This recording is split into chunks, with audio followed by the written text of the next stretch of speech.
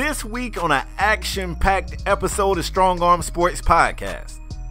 Even though I had the Giants taking Barkley, I do want to go back and say the thing with taking a running back second overall, I'm going to keep it a stack with you. 1,000-yard season for Saquon, that just might be a fail. You can get 1,000-yard back in the fourth round.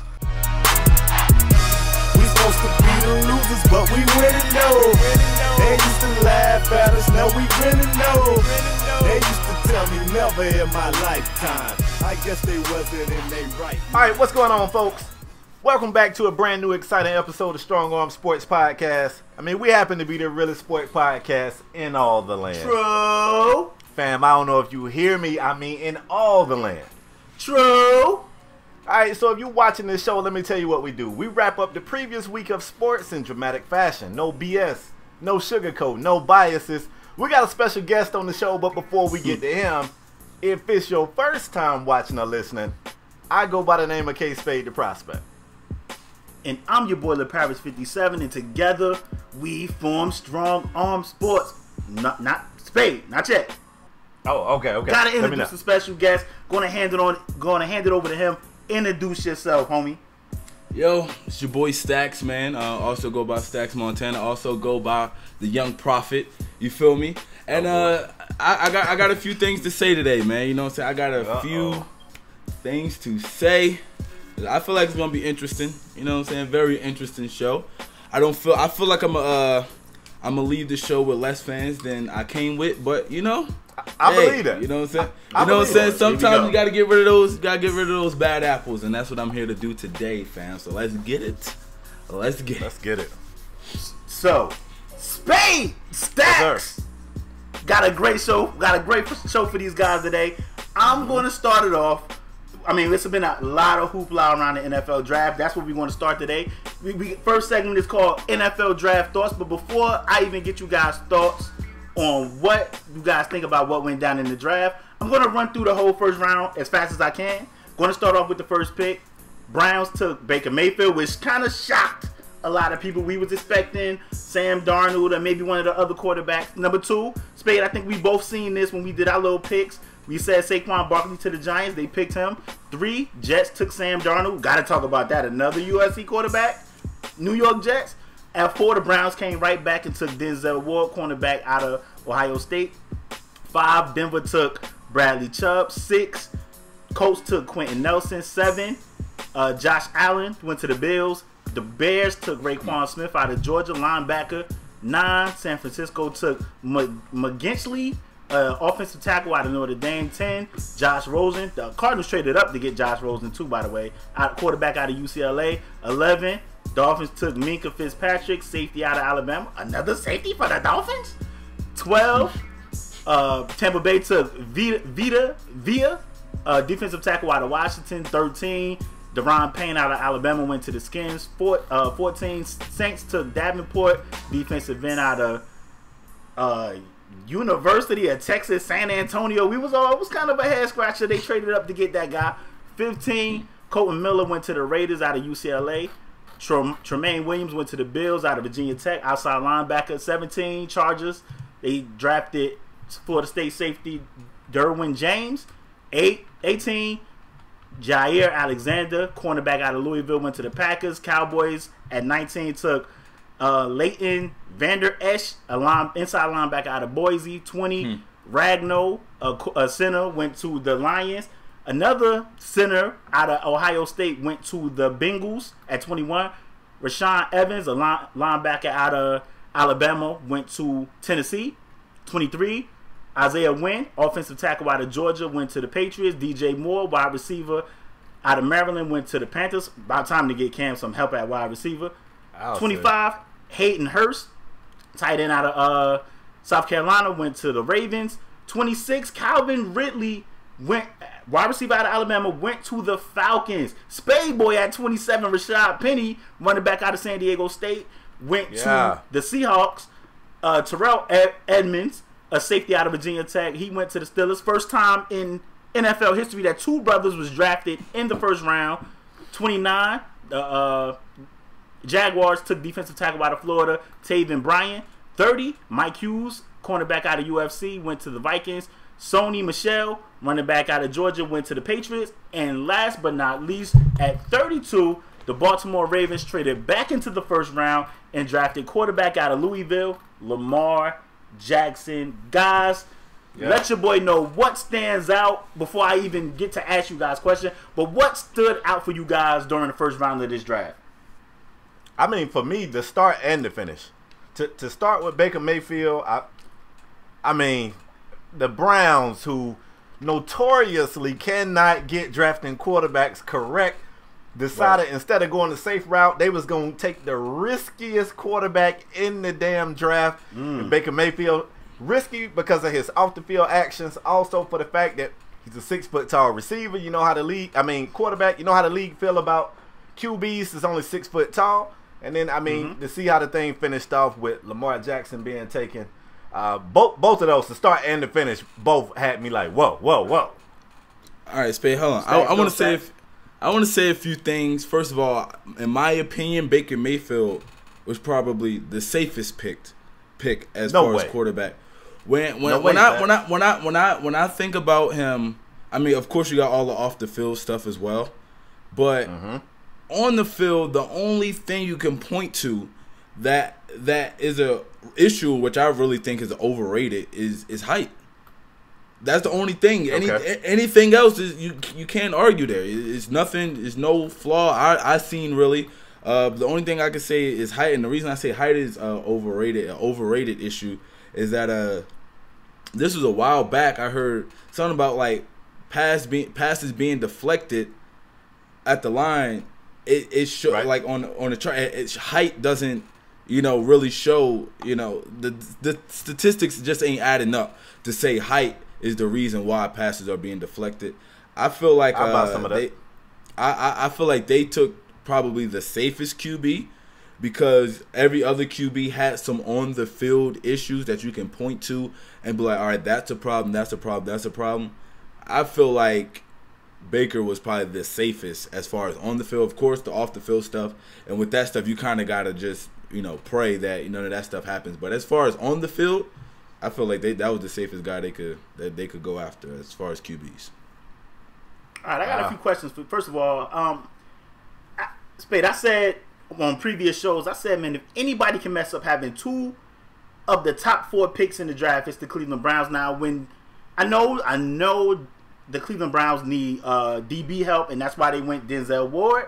But I also felt like, Spade, I'm notoriously on this show, I say that a pass rush, a great pass rush, turn all right corners into good corners and turn good corners into great corners. And I felt like if they would have paired Bradley Chubb with Miles that they drafted last year, I felt like they would have had like a 1-2 tandem coming after the pass, rushing the passer. That would have been phenomenal. As far as Baker Mayfield, listen, I told you guys, I told Spade and I told the listeners on this show that I wasn't too sold on any of these quarterbacks in the draft. I understand why the Browns took Baker Mayfield. I agree with you, Stax. Probably on the field, he's probably the quarterback that doesn't have the issues that the other ones have on the field. Because Sam Darnold, a turnover machine. Josh Allen have accuracy issues. We already know how the experts feel about Lamar Jackson, and we got Josh Rosen, who have health issues, concussion issues. So I agree with that point. So I can understand it from that aspect. I'm just a little concerned with the comparison to Johnny Manziel. People comparing Baker Mayfield to Drew Brees, and I want to tell everybody to pump their brakes. Just because they 6 feet, they both got small hands. Let's pump our brakes. Now, Drew Brees was out there in Purdue dotting folks up in the Big Ten. Drew Brees was that dude at Purdue. So let's just pump our brakes. The Big 12 is notoriously known for not playing defense. Let's just be honest. They don't play no defense out there. And Baker Mayfield's stats pretty much showed that. Now, I hope the Browns got it right because, it's just one of those situations. If you don't get these picks right again, man, it just sets your franchise back another 10 years. But I want to move on, guys. There's some a couple of questions I got to ask. I got to ask you guys. Yeah, jump back in there. I just feel I just want to ask one question. I just feel like the Browns, I give them for the first 2 picks that they had, number 1 and number 4, I give them an A for it. Okay. I would have given them an A+ if they would have took Bradley Chubb. Me personally, I always say quarterback, most important part of football, and then second is probably a pass rush. Like you were saying, you can get to the quarterback and make your corners great. It rush great quarterbacks, and you see what ultimately determined the Super Bowl last year. You know what I'm saying, when they got the fumble on Brady. So pass rush. Last few years actually. Yeah. So a pass rush is probably one of the most important things you can have on a football team. But I do want to say something about the Baker Mayfield and Johnny Manziel comparison. I feel like if Baker Mayfield was 2 to 3 inches taller, we wouldn't even be comparing him to Johnny Manziel. Honestly, I feel like most of the comparison is because of height or size. I just feel like most of it is come from size. They see size first, and then they try to add all of the other stuff and all the other issues that they brought into it. Because I feel like off the field, Johnny Manziel was just like he's pretty much a white Bobby Brown, if we being real, fam. Like Johnny Manziel. I feel like that's a better comparison to Johnny Manziel than Baker Mayfield. He was the white Bobby Brown because off the field, he had a lot of issues. And as far as we know, we have some like sportsmanship type of things going on with Baker. But off the field, I feel like it's 2 different sets of issues. And what really made the comparison there is height. Baker had to run in with the cops too now. The size. Yep. I was going to say, let's not forget about Baker with his slow speed chase trying to run from the cops. But I'm interested to move on. I give you this. When you talk Baker on the field accomplishments, nobody can deny the fact that this kid walked on to that college and did great things. So I never have had a knock on his ability. My issue with him is the fact that, and maybe it's the fact that he was a walk-on and it got him there. He plays with, and I know every athlete do this chip on the shoulder mess. Everybody say chip on the shoulder. But for him, it's almost to a disrespectful point. The whole stabbing, planting the flag in the field and grabbing your crotch and shooting the birds, this stuff right here has never been welcome. And I don't like that they changed the narrative for him. For him, it's, he's a competitor. When Mike Vick was shooting birds, he was a thug. So, the fact that they changed the narrative for him, usually when you see a player that people cater to, or you kind of rearrange the rules for them, they start to feel like they're bigger than the system, and that's the type of cancer that can kill a locker room. But it's unfair to put that on them right now. We'll see how it goes. I'm going to say this. If he was any other position besides quarterback, would you have a problem with it? As big of a problem that you have. I think the only other position that I think it will really fit with is receiver, because we used to seeing them act like divas. You kind of want your quarterback position. So pretty much the position. Yeah, you want your quarterback to be even killed, though. You don't want him that emotional. Because it's traditional. You're a Giants fan. Would you want Eli as emotional as Odell? Hell no. I'm just saying it's traditional. That's why you don't want it like that, because it's traditional.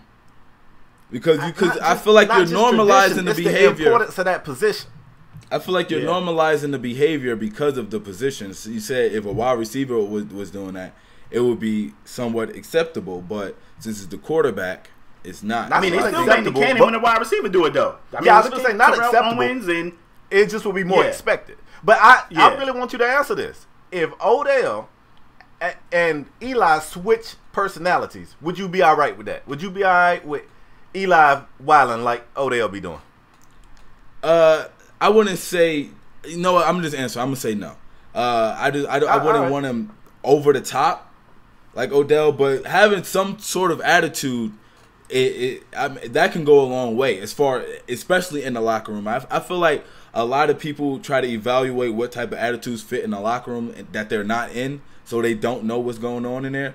But that's true. I wouldn't. I feel like having some type of edge, some type of something can go a long way. My man Eli, he just plain white bread, so he don't exactly. I feel like Eli just do whatever people be saying, like he just go with the flow. I feel like day one Baker walking that locker room, he becomes a leader, one of the guys people look to, whether he's day one starter or not, because I feel like people gravitate towards that type of personality. I know we got to move forward, LePage. You're going to have to play moderator today because me and Stax both like to run our mouth. But I just want to say this. that's a dangerous thing too. The locker room leader, he's seldomly determined on his own. Your teammates determine who's gonna be the leader. You know what I'm saying? Like the teammates decide who they look to. You can't just come in and be like, y'all gonna look to me. A lot of times that shit don't work. Check out RG3. He tried that in Washington, and it backfired. He was getting sacked. They was crushing this kid on the field, and his offensive lineman wouldn't even go back there and help him up. So that's a dangerous thing too. And I just feel like I don't know. I'm gonna definitely keep my eye on it. I like the pick for the Browns. I definitely would have went Chubb and Minka, but I like it. I like it. I mean, right now I still don't think he ain't winning that job from Tyrod. Not this year. He ain't winning that job. I feel like he could. Shit.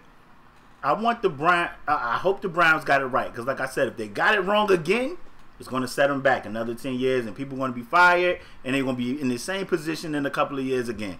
I mean, you figure you give a quarterback probably till their rookie contract, their rookie deal is over, and then you get to make the decision again. So what's that, 4 or 5 years? So we gonna find out if the Browns got it right. We got to move on, y'all, because I think we all agree that we all seen the Giants taking Saquon Barkley. Stax, I already know you were saying Giants may take a quarterback, but I think you are right with them taking Barkley, right? Especially we did some things today. Well, some today that made me a lot like, because even after we got him, the way I am, I was thinking about not just right now, and I feel like Saquon Barkley is obviously a right now pick. I'm not just thinking about right now. I'm thinking about for the next couple of years. But I'm totally fine with the Barkley pick now as of today. I know Spade, when we did the Giants, we both had them taking Barkley. I really want to talk about the Jets. The Jets take another USC quarterback. Spade, you already know how I feel about USC quarterbacks, bro. A broke clock is right once a day, and they broke clock was Carson Palmer, broke clock and right he had twice some a day. injury issues. Say it again? Yeah. I said, now a broke clock right twice a day. And you're absolutely right. Now, I'm going to be quick on Darnold, but I kind of want to go back. Even though I had the Giants taking Barkley, I do want to go back and say the thing with taking a running back second overall, I'm going to keep it a stack with you. 1,000-yard season for Saquon, that just might be a fail. You can get 1,000-yard back in the fourth round. So, I mean, he's going to have to be dynamic. He has to be phenomenal. And I don't think how I feel about running backs, bro. I don't think he's going to disappoint. But you guys know I was very high on Rashad Penny. I felt like Rashad Penny was the best running back in the draft. I don't think it's going to show this year because he was taken by a team that's got a subpar offensive line. So, I don't think it's going to show this year. But Saquon, to me, in order for this thing to... for people to look back and say that wasn't a reach, he's going to have to be great. He's going to have to be phenomenal. And I think he can live up to it, but I'll be watching it. When you take a running back that high, like the Cowboys took Zeke and Giants take Barkley, he got to be Adrian Peterson-ish. I ain't saying he got to be Adrian Peterson, but he better be amazing. He got to be amazing. I don't want my running back being AP. He can't catch, and you already know his off the field problems. Wow. Well, I mean, I'm just talking about. He was a fumble machine. As far as a game changer. That's petty. You got to be a game changer. You can't just be like, yo, I got 1,200 yards. Like, I mean, the Chiefs just got a running back in like the 4th round last year that just tore the league up. Running backs a dime a dozen. So you pick a running back that high, he better be amazing. But as far as Sam Darnold, Spade, give me your thoughts. Give me your thoughts on Sam Darnold going to another UFC. If you remember, they took Mark Sanchez a few years ago, more than a few, some years ago, and that didn't quite work out. I know somebody's gonna be like, well, Sanchez took them to 2 AFC championships. Let's be honest, that defense took them. Let's be honest, they had a good run game, and they take another USC quarterback with some turnover issues, playing in the Wendy's, in all the win in New Jersey. Talk to me about Sam Darnold. I think it's another case of these teams. I think they get duped by a lot of these draft analysts, and everybody kept saying Sam Darnold was the safe pick, and I said all along that I wasn't sold on the kid. I saw a couple of their games. We already know that he led the FBS in lost fumbles. He also had interception issues, and everybody who capes for this kid, what they say is he turned the ball over a lot because he was trying to press. Like, he didn't have a great team around him. He was trying to press. Well, bingo, he ain't got a great damn team around him out there with the Jets either. So he's going to be trying to press again. So I don't really like that pick. I never felt like Sam Darnold was I didn't feel like he was in the top half of this quarterback class, and hopefully I'm wrong for the Jets fans, but I think you guys dropped the ball there. I really do. I feel like Sam is the prototypical. When you think quarterback, I feel like you think Sam Darnold, rough kid. He got the size, he got the arm strength, he got the arm talent. I do agree with you with the fumble, especially in New York, playing in that environment, that weather later in the year. That can become a problem. But I feel like fumbles is something that also can be fixed. As far as, like you said, with pressing with the New York Jets, I feel it's kind of going to be somewhat of the same thing, especially since old boy got caught lacking. The receiver, I can't remember his name right now, but I know he's number 11. He got caught lacking this offseason with, I think, some DUI stuff. Yeah, so I feel like it's going to be tough for him, but I do feel like the Jets made the right decision picking him, because I feel like gave up a lot. Yeah, they did give up a lot, but they gave it up already. So I'm just saying with that pick, that's true. I feel like they made the right decision. I feel like any other quarterback, I honestly feel like each quarterback in a way went to the team that I felt like fits them better than any other. I feel like he went. I feel like overall, that might be.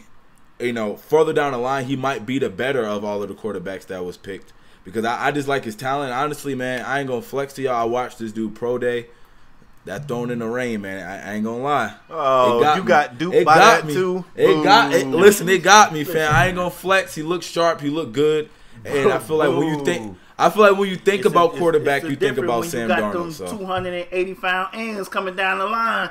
It's a little different, and we know how that Jersey weather is. Stax, is raining, it's snowing, it's cold, it's windy. That hawk get to you, and it's a different ball game. Not to mention, not just the weather conditions. Now you add them damn defensive linemen and them linebackers coming on them blitz, getting in your face. Pressure bust pipes. Now, listen, I'm gonna say this: we don't want any of these guys to fail. Like, we want these.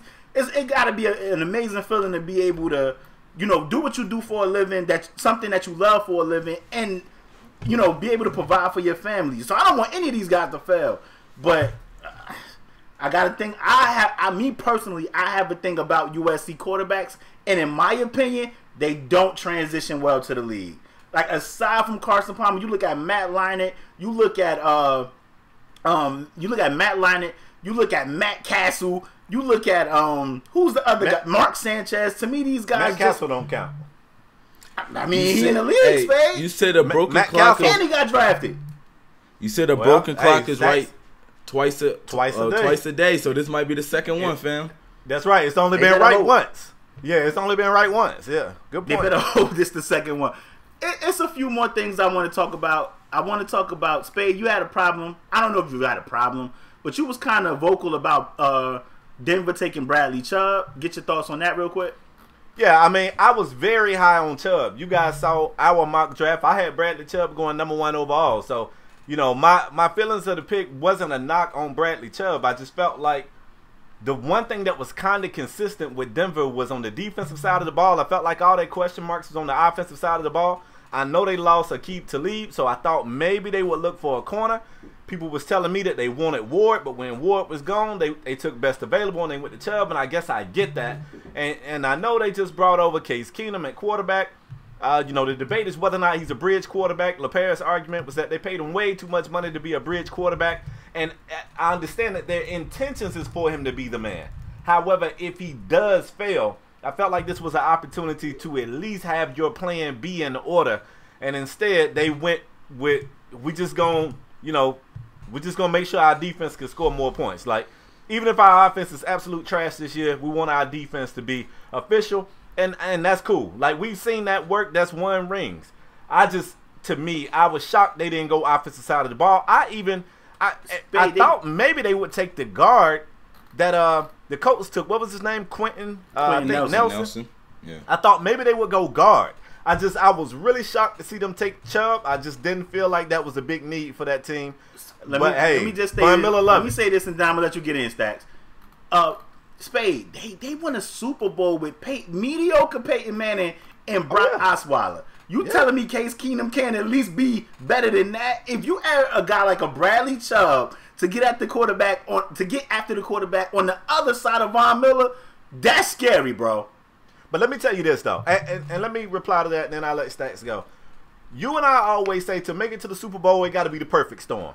You got to have a good team. You got to have a good scheme. Your coordinators got to be on fire. You got to have the right mix of people being healthy. You got to have a good path, you know, as far as your schedule. True. Everything has to be perfect. So, I mean, shit, right after they won that Super Bowl, that team looked like they couldn't figure out how to get out of their bedroom. Like, they couldn't figure out how to get out of a door. It was the same team, basically. So, the perfect storm worked for them that year. And also, I want to say, Case Keenum been in the league for a long time. Case was the man at Houston when he was in college. And he looked like a mediocre player until he found that system in Minnesota. So I'm not knocking Case, but how much of that was Case and how much of that was that damn system over there? Because, I mean, damn, they had 3 different quarterbacks that year and everybody looked good. So is everybody that good or is it that system? I don't know if Denver's system is going to make Case Keenum look like he looked in Minnesota.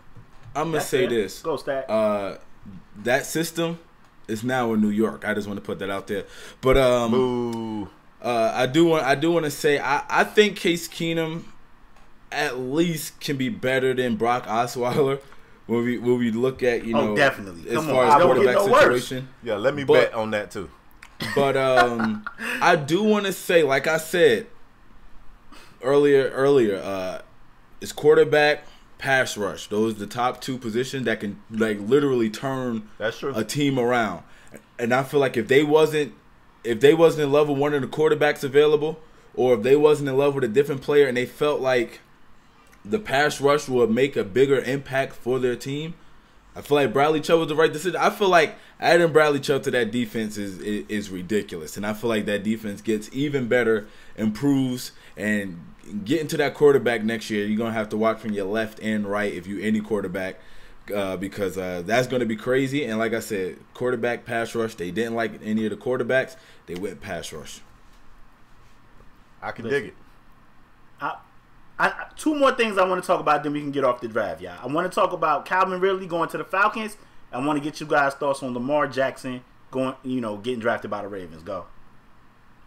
First of all, the Calvin Ridley thing. I'll take it first. Do y'all think that puts any truth to what's going on with Julio and the Falcons? Like, you know, Julio done unfollowed damn near all the Falcons crap, and Falcon Twitter has been going, oh my God, we about to lose Julio. Julio right now, as it sits right now, I think he's the 9th highest paid wide receiver in the league. I mean, 9th Julio? Julio want to get paid. Do y'all think them drafting Calvin Ridley puts any truth to Julio wanting either using this tactic as, you know, to get more money, or him just wanting to be out of Atlanta altogether? I honestly, when I first saw the whole story about Julio, it was just like somebody retweeted it on Twitter, so I didn't really hold too much weight to it, and I didn't honestly think about it until you said so, about the Calvin Ridley thing and the Julio situation being true. But it kind of makes sense, but it also doesn't make sense, and I'm saying that from not just a Julio standpoint, but just a general standpoint. Why would you want to leave a system where you've been probably so productive that people call you the best receiver in the league? I don't understand why you would want to leave a quarterback like Matt Ryan. Like, where else is he going to go? You know what I'm saying? So I play with a better play with the better quarterback. That would be dope. But Green Bay right now, I feel like they need to focus on defense. I feel like they neglect their defense every year and just pray that Aaron Rodgers can get them to wherever they get them to this bowl or whatever. But I'll buy some of that. Me, I was more, when I seen the pick, I was more wondering how Calvin really dropped so low.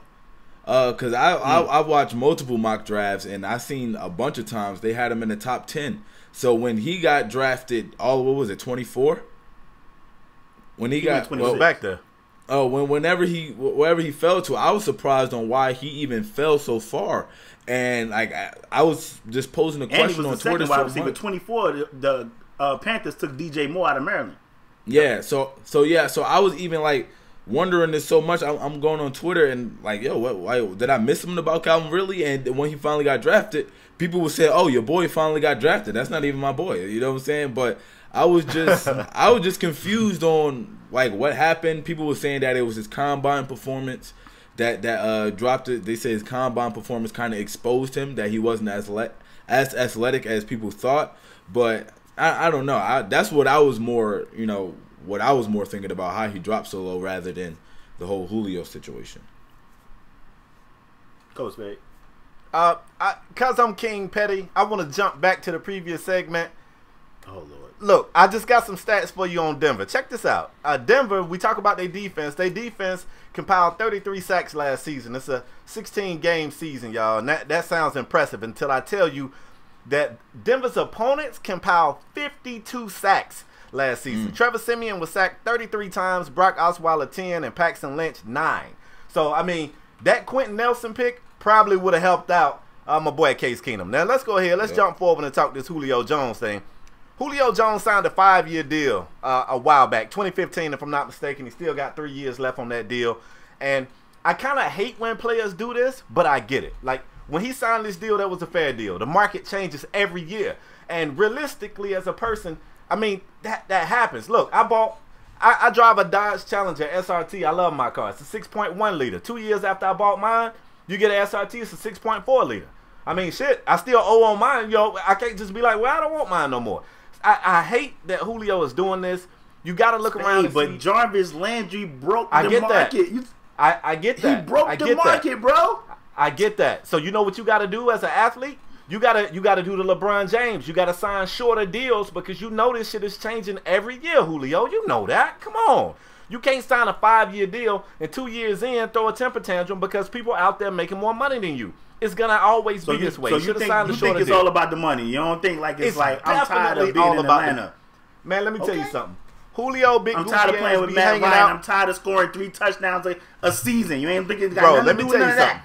It ain't got nothing to do with any of that because Julio knows. You don't think it got anything to do with people calling Julio Jones a tight end? Nobody's doing that but you. Nobody's doing that but you, Lopez. Julio Jones is one of the best receivers in this league. He knows it. I see big goofy ass Julio be hanging at the club with T.I. and Jeezy. He loves it here in Atlanta. He's at home. It's about these greenbacks, bro, and he deserves more money. But it's his fault that he's not getting more money. He signed this long ass deal. Stop signing these long deals and then get mad because people make more money than you. You got to start betting on yourself, sign shorter deals. It's one of two things. And you got to talk to your agent about it. You either want to bet on yourself and take that risk that if you have an off year, it's going to cost you, or you're going to sign long term and you're going to know that somebody's going to make more money than you. Now, let me say this before we move forward. If you look at Alabama wide receivers, and I like Ridley, but let's keep it a stack, y'all. He's no Julio. He's no Amari Cooper. Amari Cooper been leading the league in drops, I think. But if we're talking about collegiate, Ridley's not either one of those guys. So if Atlanta thinks that drafting this guy is gonna like punk Julio, like you better get right because we got Ridley. Julio ain't biting that. He ain't buying that bait at all. For one, I think Ridley might be 6 foot tall, 6'1". Julio's a big, strong, fast receiver that can stretch the defense and go over the top. I don't think Ridley can do that. And I like that wasn't what I was saying. I wasn't saying they was using Ridley as a player like Julio. Look, I'm just saying I think maybe they might be using Ridley like, okay, if Julio was to want out, we at least have Ridley. That's what I was saying. I'm not saying that Ridley is better than Julio Jones or they using Ridley as a Julio, you better get right because we got your replacement. That's not what I'm saying. I hope that wasn't how I made it seem. I'm just making sure that people know, like, oh yeah, that's not what I'm saying. Even if it, like, because as of right now, man, Julio Jones was interviewed about him removing the Falcons stuff from his social media, and he said, you can delete my entire social media, I'm still me. Yeah, he like, did. What's on my social media don't change who I am. But everybody knows right now the Falcons are in camp. Julio's not there. And, you know, he's not participating in any of this stuff right now because he wants more money. Nobody knows how that's going to work out. It is some guys making more money than him that don't deserve it. Sammy Watkins being one. Sorry, Sammy, I hate to pick on you. Sammy Watkins being one, and I'm a Jarvis Landry fan, but Juice is no Julio Jones. So it's an unfortunate situation, man. If the Falcons are able to work something out with Julio where they give him more money, it'll just be the Falcons being a big-hearted organization. Julio signed this 5-year deal, last but not least, y'all, like I said, I want to get you guys' thoughts on Lamar Jackson. Also, fresh off the press, Shaquem Griffin did get drafted by the Seahawks in the 5th round. The dude without a hand, it's a great story. He did get drafted in the 5th round by the Seahawks. Wait. Do not call him the dude without a hand. He has a hand. He has a hand. Yes, he does. He has one. Okay, the dude with one hand. Let me say that. Thank you. Oh, so he got drafted to the same team as his brother as well. He joined his brother. Joined his brother. Yeah. Hey, but give me you guys thoughts on Lamar Jackson, y'all. I'll go real quick. I think Lamar Jackson going quick. That's funny. I think Lamar Jackson definitely deserved to be drafted. I didn't necessarily see him going in the first round, and they got a conundrum out there because RG3, Robert Griffin, really thought that he was stepping into a spot. Everybody knows that organization hadn't really been happy with Flacco here lately. Flacco's about to be to that point of the contract where the money's no longer guaranteed. So they bringing this stuff in as an insurance policy. Flacco, if you get right, we got you. If you don't, we got other options. But I think that this kid, I think he won it, man. And I would not be shocked if he's the guy under center for this organization in the years to come. I wouldn't be shocked at all. Go Stax. First of all, RG3, you might as well start packing your bags now, brother. Start finding you somewhere else to play. But now, on being serious, I'm kind of salty. My Giants are 2 picks away, fam. We was 2 picks away. Second round, I had the tweet queued up because like maybe about 2 months ago, I had tweeted a scenario where we get Saquon in the first round and then we get Lamar in the second round. I had the tweet queued up. I had it quoted. I was about to say, see, I told y'all. And right when it happened, Baltimore traded back up into the Eagles pick, and I'm like, here we go. And then they ended up taking him. But I'm happy for him, man, because as much as I wanted him, I also wanted to see him go in the first round where he deserved. I feel like he has the biggest upside as far as all of the quarterbacks in the draft. I know a lot of them may be better passers than him right now. There was one taken ahead of him that should have been taken probably right now in this 5th round. You talking about Josh Allen? Yes, I'm talking about Josh Allen, your man's. But yeah, man, I'm happy he was able to go in the first round where he deserved to go, man. I feel like he seemed like he had a big chip on his shoulder. He said he was tired, and I didn't like the way they was putting my man on the camera in the green room every time a team picked and it wasn't him. They had him They was trying to catch him looking sad. You know what I'm saying? But he never had his head down. He never was, looking sad and upset. But once he got picked, finally he was happy about it. And I feel like Baltimore, y'all probably stole one, man. Y'all probably definitely stole one. That's TV, baby. RG3, I like put that camera bags on. Together. RG3, get your bags together, cause it's almost about that time. It's about that time for you to go ahead, brother. I love Lamar Jackson, man, and I think this was probably one of the best fits where he could have landed. I mean, Flacco. Let's be honest. Flacco is what he is what he is, man. Not to mention the injury problems. Lamar Jackson could be the most dynamic. Well, in my opinion, the most dynamic quarterback in this draft. And I mean, a lot of people was talking about his accuracy, but his accuracy actually went up every year he played. So I think he's becoming a better passer. On top of his mobility, getting out of the pocket, being able to make plays with his leg. And I just think give him a year, maybe 2 years, and I think he gets the keys. He gets the keys to that car, and I can't wait to see it. Man, look, Paris, hold up. I know this your segment, bro, but I got a couple of topics from the draft that I want to throw y'all away. Hold on. Oh, okay. I got to ask y'all, why do people dislike Josh Rosen so much? Everything Josh Rosen says, people take offense to. In case you guys didn't know, Josh Rosen was taken 10th. And when they interviewed him, he said, I was pissed off that I slipped so far. 1, 2, and 3, I couldn't believe I didn't go 1, 2, or 3. And I was really worried that I was going to have to fake a smile and pretend to be happy when I was finally picked. But once I was picked, that went away and I was authentically happy. But I feel like 9 mistakes was made before my pick. And for the next decade or so, I'm making sure those 9 teams know that they made a mistake. And everybody said that was the wrong thing to say. It was terrible to say. He shouldn't have said it. How do y'all feel about that? Hey, Spade, I'm going to say this, fam. It goes back to what I said earlier. It's not traditional for your quarterback to be that way. That's why people don't like it. If it was any other position, if it was a basketball player, do you think anybody would have had any problems with what he said? I don't think so. I feel like just because it came from a quarterback, he already has that knock against him that he's outspoken. He say the things that you're not supposed to say, quote unquote. Honestly, I like Josh Allen. I like him because of that. That type of attitude reminds me a lot of Aaron Rodgers, because Aaron Rodgers is the same exact way as far as when you talk about arrogance and having that edge on him. I like it, man. When I heard it, I was like, yo, he talking spicy. He coming for everybody. He trying to talk about my Giants too, but that's not gonna happen. But I liked it, man. I liked it. I liked hearing it from him. I know, and I feel like it's a lot of the older crowd that really don't like the outspoken quarterback. The outspoken player really that says stuff like that those same people not like supposed Baker. to say. But Stax, the same people that defend Baker for grabbing his crotch and planting the flag and shooting the birds, them same people got a problem with Rosen saying. But I'm gonna say this: people mad with Josh Rosen on the podium. Baker Mayfield turns into Tim Tebow. You don't see none of that stuff on the podium. You don't see none of that stuff on the podium when he's talking about the team, when he in the interview. You don't see none of that. So I think that's why it's a little bit more acceptable, because that stuff is like outside. But Josh Rosen, man, he says what's on his mind at any point in time. You ask him a question, you don't get his honest answer. LeParis, how did you feel about it?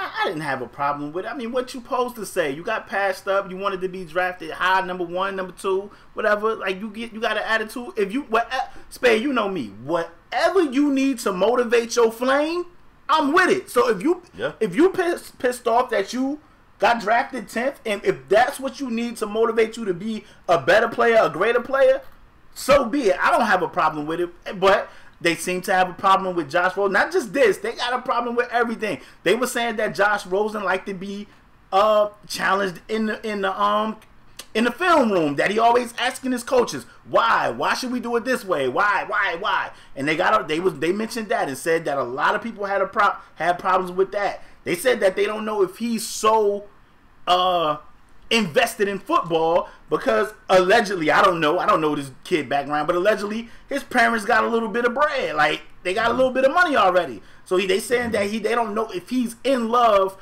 with football how a quarterback should be. So they've been having a problem with Josh Rosen leading up to the draft. So I just think this, on top of all of that, it kind of just rubbed people the wrong way. But I'm a person that whatever you need to motivate you to ignite your flame, then I'm with it. So if that's what he need to, hey, Maurice Jones-Drew got drafted 32, and he picked the number 32 because 32 teams passed on him. He said, like 32 teams passed on him. So that's why he decided to wear that number. Whatever you need to motivate you, whatever you need. One more thing about Rosen is I listened to an interview he had the day before the draft. And he was just talking about, because the interviewer asked him about how do teams go, like if any team let you know, like, hey man, if you're available, we're going to take you. And he said that he heard that, without them actually saying that. So pretty much a lot of teams led him on to believe that he probably would get picked earlier. And then when their pick came, they didn't go with him. So that probably is the reason why he felt the way he did, because a lot of teams probably gave him the hit like, hey man, without actually saying it, but told him like, hey man, if you're available, you're our guy. And they probably went in a different direction, and that made him think like, oh, all right, so that's what I'm saying. It wasn't really what you were saying. You probably was just saying that. This is probably his first time, like you said, he's from a wealthy background, so this is probably his first time ever being dismissed like that. You know what I'm saying? So he probably feels some type of way about it. But like my man LeParis said, whatever you need to fuel your fire, fam, you know what I'm saying? You take that and you use that, because Kobe, he used to pick the pettiest of things to get upset about and go give people 50. Nobody more petty than Michael Jordan. So that's Jordan was at his Hall of Fame speech, still talking about his high school coach. He invited the high school we can move coach. Forward, bro. He invited that guy. Yeah. Buffalo. Ain't nobody more petty than that guy. Traded up to get Josh Allen. Now, for those that don't know, if you're listening to the podcast, Buffalo was kind of critical of Tyrod Taylor last year. Ain't no kinda. Buffalo and they fans. Yeah, me and LeParis was not I was going to skip this at all. No. Now we talking this, fam. Now we talking. Go ahead. The Buffalo Bills organization didn't see the postseason for damn near 20 years. Tyrod Taylor comes along. It's okay. This is good stuff. Tyrod Taylor comes along, lead this team to the postseason. Wasn't always pretty. He kind of put me in the mind of a football version of Ron Artest. I used to always say Ron Artest's game was never pretty to me, but in his prime, he could put the ball in the hoop. It might be ugly as hell, but he could get it in there. At the end of the day, that's what you should care about. And Tyrod Taylor got the results. Tyrod Taylor was very accurate. You can say what you want to say about him being check down Charlie, dinking it. That's fine. This guy has made a career off being check down Charlie. Alex Smith. They got into the postseason. They ended up losing to the Jags, who had the best defense in the AFC. People was very critical. This man lost his job a couple of times during the year. They sat him down. They tried to play Nathan Peterman. They let Peterman throw the ball to the other team 3, 4, 5 times before they said, okay, this guy is terrible. Let's put Tyrod back in. And Tyrod then led him back and won the game. They get rid of Tyrod. They trade picks to move up to get a kid that has completion percentage issues for his life. Not for college, for his life. From JV to varsity to JUCO, where he completed less than 50% of his passes, and then finished 2 years in a mediocre conference in the Mountain West to complete under 60% of his passes. Do anybody on this panel today see this draft pick working out? Do y'all see Josh Allen working out with the Bills? Because I don't. Stax. I can always see a situation for something to work out. I just think the odds of it working out is low. Like you said, the completion percentage. Would you bet your money? No, I would not bet. I would not bet a penny. The completion percentage, obviously the biggest problem, and that's what people were trying to put that knock on my man Lamar Jackson, who had a high completion percentage to him. But we're not even gonna go through all of that. Completion percentage low. Yards per game low, yards per attempt low, touchdown passes low, interceptions is right there, right there with the touchdown passes. So yep. I honestly like I said this a while ago. I don't see what people see in Josh Allen. Like I feel like the Giants got a big arm. The Giants just picked a guy in the 4th round. Yards in the air. They said he could throw it through a brick wall. They like his strong arm. The Giants just picked a guy in the 4th round that I feel like is better than Josh Allen. Let me say this: when you go to schools like, it was a guy. Let me go back. It was a guy that the Saints traded up for, a defensive end from like Texas, San Antonio. And people was like, oh my gosh, this Davenport. guy. Davenport. But when you play for these small schools like a Wyoming. San Antonio. When you play for like these small schools, especially even when you play for like Division II schools, you gotta be amazing. Like you gotta be amazing. Like ain't no reason. I don't care what anybody say. I don't. We had friends Spade that said Josh Allen was only trying to throw touchdowns, but then he's a complete idiot. He's a complete. Right. I still don't want him. If he only trying to throw touchdowns, then I don't want him because that's not football. Football is chess, not checkers. It's chess. So Josh Allen, they got rid of Tyrod because we done have fiery arguments with people about Tyrod Taylor. People saying Tyrod Taylor is trash. He can't make the throws. He's not accurate. And then they get rid of Tyrod Taylor to get a guy that's less accurate than him. And think this guy's the future and less athletic. And he's less athletic. At least Tyrod can run if he needed to. I spoke about the wind and stuff in Jersey. It's worse in Buffalo. It's snow. It's going to be colder. The wind is going to be way more hectic coming off that water damn near up there by Niagara Falls.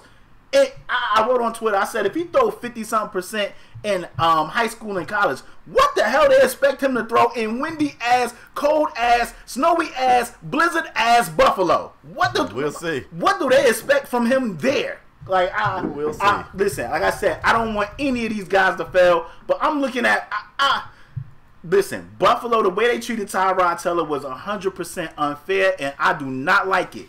They better pray they got Josh Allen right, because I'm going to flame him every single week, every single game this kid play.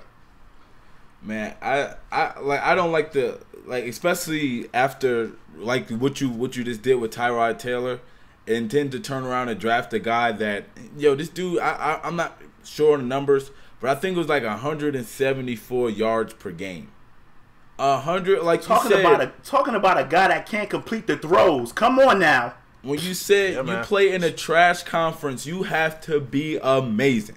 Like your numbers got to be video game numbers. You know what I'm saying? And for you to be putting up beyond mediocre numbers, we seen guys like Andre Ware, like you mentioned Case Keenum. What was old boy name at Texas Tech? They was throwing like 50 touchdowns Graham in the Big 12. Yeah, in the Graham Big 12. Yeah, man. And don't in the get Big us 12, wrong, this dude up there playing. Podcast, come on, man. We know all of these players are unproven. I know they're all unproven, and all of this is a gamble. All of it is a gamble. I'm going to be on Buffalo. And I've always said this. I'm not saying that any of these guys won't be good. All I'm saying is if you're judging them off their body of work, I don't know what you could sell me that this was a smart move. Like, he could turn out to be the greatest quarterback in this draft. Pockets a week. A week I'm on their ass like back pockets. A week. They better be right. Forward. Man, we gave him a good bit of NFL draft stuff. Let's go ahead and move forward, man. Let's get to the greatest professional league in the Milky Way galaxy. I'm talking about the NBA, man. I'm talking about the association, where it's storylines to go along with the games. You get entertainment from the games. You get entertainment from the storylines. Who knows? A fan might even put his camera phone in Russ' face and almost get swung on. You never know. Man, listen, man. When we did our predictions of the first round, we pretty much felt like the Cavs was going to march right on through Indiana. Probably pick up some popcorn on the way and keep it moving. Turns out we was wrong. The Cavs, they got their hands full with these Pacers, fam, and they are going into a Game 7. I will go last here. I want to know what you guys think about this series so far, and I guess we'll stop there because we're gonna come back later and do a little bit of a pick'em. But the fact that this is going to a 7-game series, did anybody see this coming? Anybody? I'm gonna start out. I feel like you're the only one that thought the Cavs was gonna just move through those guys like that. I wasn't. Throughout the regular season, they had a 1-3 record against the Pacers, so I knew it wasn't going to be as easy. That's the regular season, though, Stax. And you seeing it's carrying over to the playoffs as well, Spade. I honestly didn't expect it to go 7 games. I thought the Pacers would probably win in about 5 or 6. Wow! But Pacers here we are. In 5. Here we are in a Spade. The games that they lost, every one of them they could have won. They didn't win. I want to say this. They didn't win those games, but every one they could have won. So it's not a stretch to say that they could have won this series in 5. That's not a stretch. All right. Like Before the series, you had King James going out in 5 in round 1. All right, that's King James, but his kingdom right now is looking pretty trash, fam. So. Wow. Listen, what can he do? Kevin Love averaging how many points per game in the series? Kevin Love fights through an injury, bro. And it's terrible. And that's what I was going to say. I hate LeBron. Spade, because we talk about this all the time. I hate when LeBron had those games when he's being passive. Like LeBron can go to the cup, get like the game, not the last game. I think it was Game 5, maybe. I think LeBron went to the free throw line 15 times. Like LeBron can do that all the time. He can drive to the cup and get 10, 15 something free throws a game. I don't know why he get into these passive modes, and that's why I hate watching the Cavs. LeBron be going wheels. You look at these other guys around, like J.R. Smith. He'll have a good game here and there, but J.R. just be jacking out the wazoo. They don't be playing Hood. They don't play Clarkson. They don't play Nance. They don't play Tristan Thompson, who they signed for $80 million. And like I said on the previous show, whatever Tristan Thompson got going on outside of the court, you paid that man $80-something million, man. He got to play. He got to play.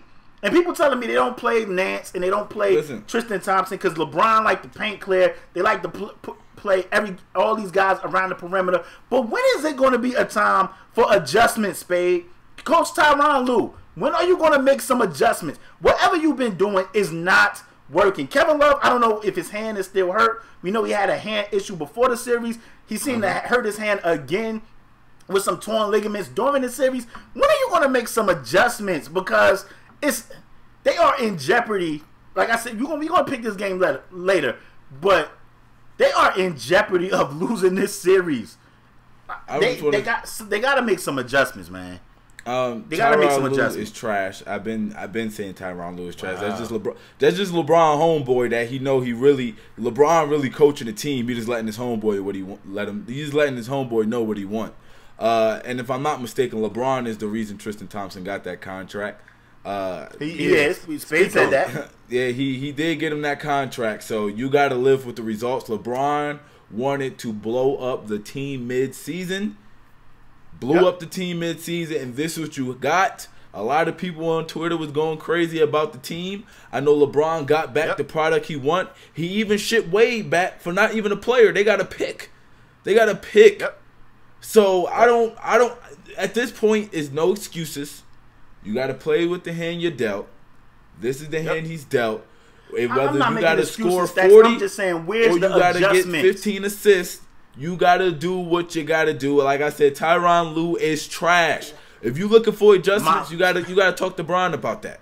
Because Bron is the one relaying the message to him. I was going to say the same thing Stax said. Now, you guys know I'm a Bron fan. I've been extra hard on Bron because Bron is not just the player here. He's the player, he's the coach, he's the GM. So when he get a bad team, don't blame anybody other than Bron. Bron pulled the strings to make this happen. When they don't make adjustments on the floor, don't blame Ty Lue. Blame LeBron. Look, it was a screenshot that everybody was tweeting around on social media. The team was in the huddle, and they had Ty Lue out of the huddle. He was trying to look over somebody's shoulder to see what the hell play they was. He don't even know what they doing. This is Bron's doing. I am a Bron fan. But listen, man, if I got a car, and I go out there and I change the wheels and I change the tires and I change the motor, when it break down, I can't take that shit back to the dealership like y'all sold me a lemon. I jacked it up. Bron has jacked this team up. Furthermore, the way that he got Kevin Love playing. Listen. Let me ask you before you go, bro. So y'all telling me, and I'm asking, I mean, I'm a football guy. You guys are telling me that LeBron is going to the sideline like, all right, it's time to put Corver in, or it's time to put Hood in, or we not playing these guys only but 10 minutes. That's LeBron. That's LeBron doing, bro. When they make that change to start JR and Kevin Love and Corver, I'm willing to bet and Corver, I'm willing to bet. Brian was like, "Hey Ty, hey next game, let's start this guy. I guarantee you. I guarantee." I'm alright with that, Spade, but I'm talking about as far as these guys coming off the bench. I mean, but shit, if you Ty I told you before the season. I told you before the season ended. I said, yo, I would start Kyle Korver. Remember I told you that? Yeah. I don't have a problem with them starting JR and Korver. I don't have a problem with that. But you traded for these other guys, and you playing Hood 12 minutes. You playing Clarkson 6 minutes. Like, come on. Yeah, because the game that you started, getting 9 minutes. The game you started J.R. Smith and gave him 33 minutes. He shot 0 of 8 from the field and 0 of 6 from beyond the arc. Played 33 minutes and finished that damn game with 0 points. That's why. Get him. But what I'm saying, Spade, is Spade and Stax. What I'm saying, you see J.R. having that type of game. You don't be like, yo, let me bring in Hood for 20 minutes. Like, why is J.R. still on the court, like shooting that bad for 30-something minutes, not giving you anything? He's not giving you anything. That's a really good question. I mean, you've also been a fan of saying they need to start Nance. They not doing that. I mean, I just don't. I don't know, man. Like if all this, like, I understand LeBron is pretty much running that team, and I know he pulled the strings for that. But if LeBron is the dude that's like, yo, we not playing Nance today, we not playing Tristan Thompson, we not playing Hood or Clarkson, the people that you just traded all that crap for to get these guys, and you not playing them at all, then I got a huge problem with LeBron James. I didn't think that was LeBron. I didn't think that was LeBron. Like I said, I'm good. I don't know. Go ahead, GM, let coach. Let GM, let coach. That's what he do, man. That's crazy. I got a problem with that. If y'all telling me LeBron is like, oh, we gonna play Hood, Clarkson, and these guys for 10 minutes a damn night, then I got a problem with it. I hope you guys are wrong. And I feel like that's why he stayed in Cleveland this year, because he know he can control everything there. It's not too many places he can go where he know he's going to have full control. Like, he controls everything. He wanted those guys out of there. Them guys are gone. Trust me. The guys that's gone is the guys he wanted out of there. Go ahead. You know something else that I don't like, bro? Bron, to me, he gets the perfect, and listen, man, this segment is going to sound like I'm not a LeBron fan, and I am. LeBron has always been my favorite player, and, well, I take that back.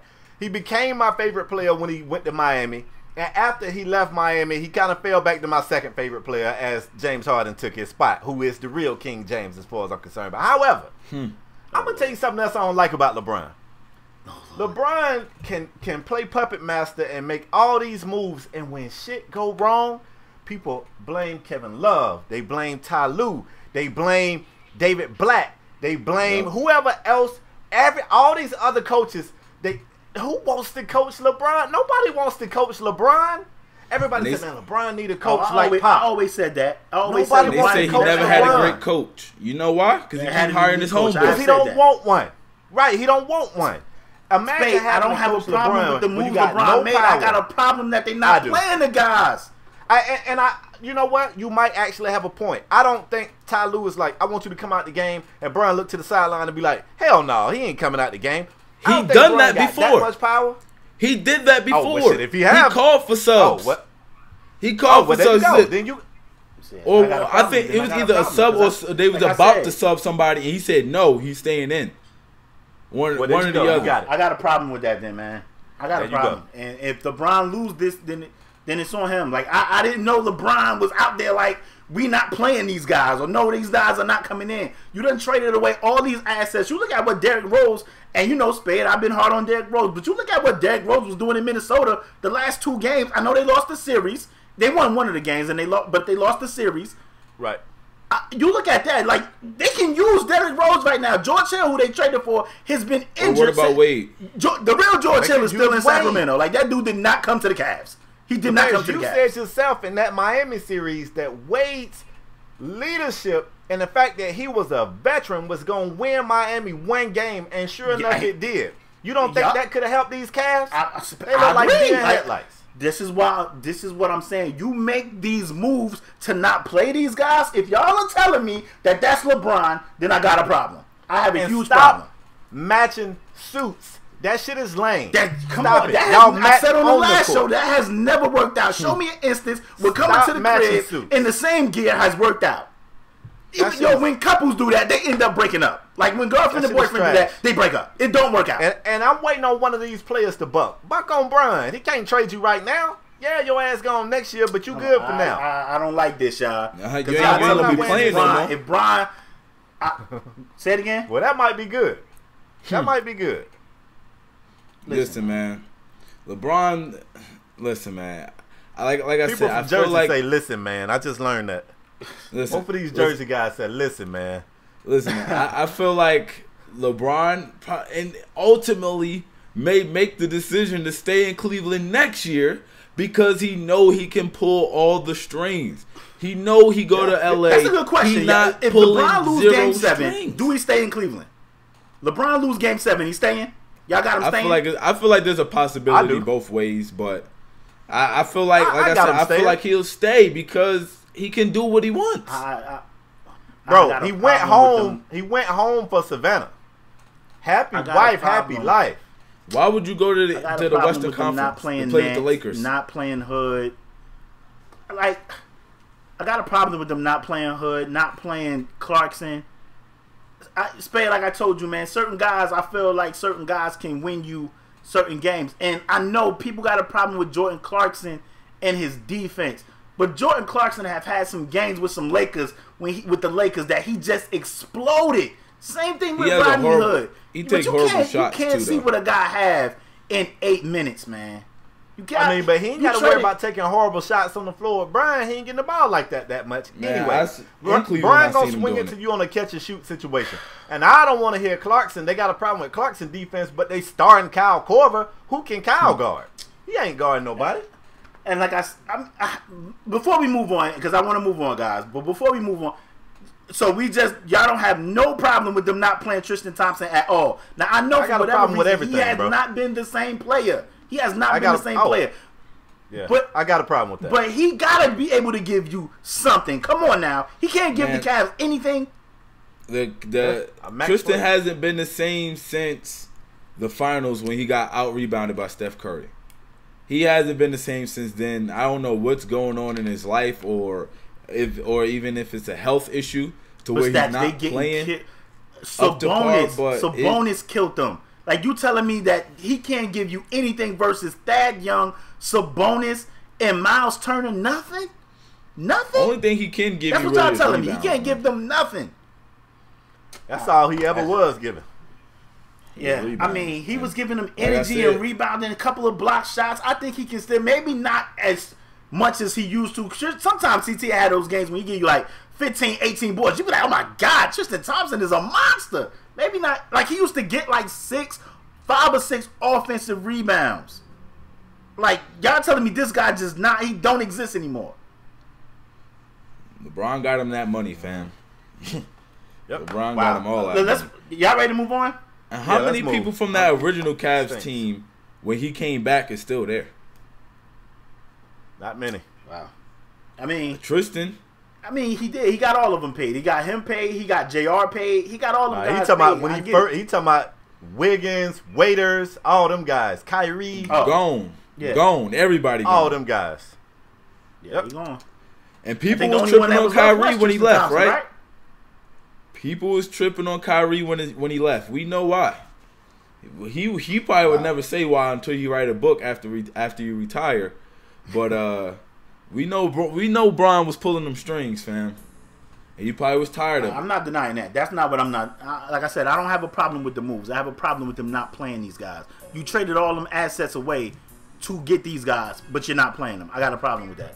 And if that's LeBron, then LeBron got to hold these L's. I ain't think that was LeBron. I ain't think LeBron was saying, don't play this guy, take him out the game. Like, if that's LeBron, I got a problem. But let's move on. Thunder. The Oklahoma City Thunder, they lost the series to the Jazz. Spade, we both had this being one of those tight series, but we ended up saying that the Thunder would pull this series out because of the people that the Thunder have. They wasn't able to do that, and the Jazz won this series. Talk to me about this series, guys. Yeah, I mean, I already told you, coming into this thing, I expected Utah to fight, but I ain't think Utah was going to have enough, because after all, they just led by a 6'3" rookie. That's all. Meanwhile, on the other side of the jump ball, you got a team with 3 potential future Hall of Famers. You got all-stars over there. You got guys who, I mean, Melo, an all-time winningest Team USA player, for whatever the hell that's worth. Yeah, Olympic champions and playoff P. And bro, at the end of the day, none of that mattered because they proved to us what we've already known before. You can take a bunch of talented people and throw them on the court together, and they don't necessarily make them a team. This team never looked like they got it figured out, even throughout the regular season. They would show moments of greatness. They would show flashes of greatness, but ultimately, it still looked like they never got it figured out, and it ended up being the death of them. And not just in this series. I think it's the death of this team. I just feel like we just found out what we knew all along. Russell Westbrook don't get along with other superstar players. I don't feel like it was that hard. This is why I had the Jazz. Go ahead. I had the Jazz winning the series from the start. I just felt like the Jazz was a better overall team. It never consistently looked like the Thunder players were all on the same page. You would get a game or two here and there, but they never consistently got on the roll. Because remember at the beginning of the season, Westbrook was too passive. And then Westbrook started taking over. And then, let me get Paul George some shots. Let me try to get... And they never really got it together. Like, I don't feel like they ever was really fully cohesive. I just feel like I don't think that means he don't get along, though, Stax. I'm not going to say get along. I'm just saying his play style doesn't fit with other superstars on his team. He looked a lot better. The team looked a lot better last year. A lot better than it looked this year. He's been in the finals. He's been in the finals. You can't say that his play style don't work with others. He's been to the finals. How old was he when he went to the finals? 21, 22? This man is a grown man. Same play style. He's a grown man. I I felt like this Russell, it was a place, it was the same play style, but not as open as it is now. I feel like it was a miniature version of the player he is now. I feel like all of those times KD got hurt, right? When KD got hurt and was missing games, remember I think he broke his foot and missed a stretch of games. And it was just Russell by himself, and he started getting those triple doubles. I felt like that's when he started to turn into, so this is what it's like, you know what I'm saying, with it just being me. And I felt like that's the way he likes to play. I really don't want to say this about Westbrook because I actually Stacks, you like Westbrook. Hard on Westbrook, bro. Let's just. I think he values stats over winning. I think he values stats and personal accomplishments over winning. Stacks. Listen to your boy Stacks. What I want you to do is I want you to just focus on last night's game. I seen you on Twitter because I follow my boy Stacks on Twitter. All links will be in the description.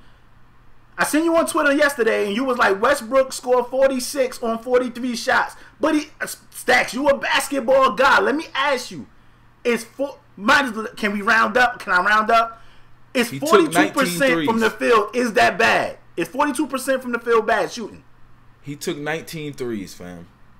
19 threes. Stacks, I want you to answer my question, homie. 42%. It's not awful, but it's not good.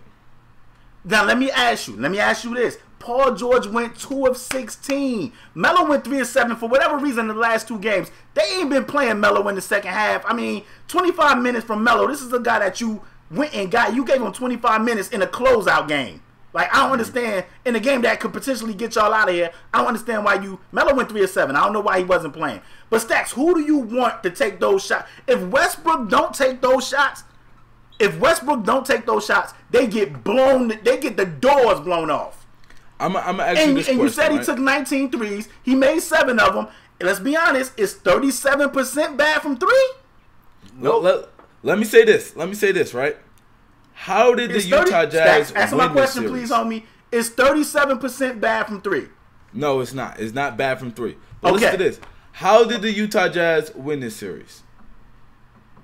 By being the better team.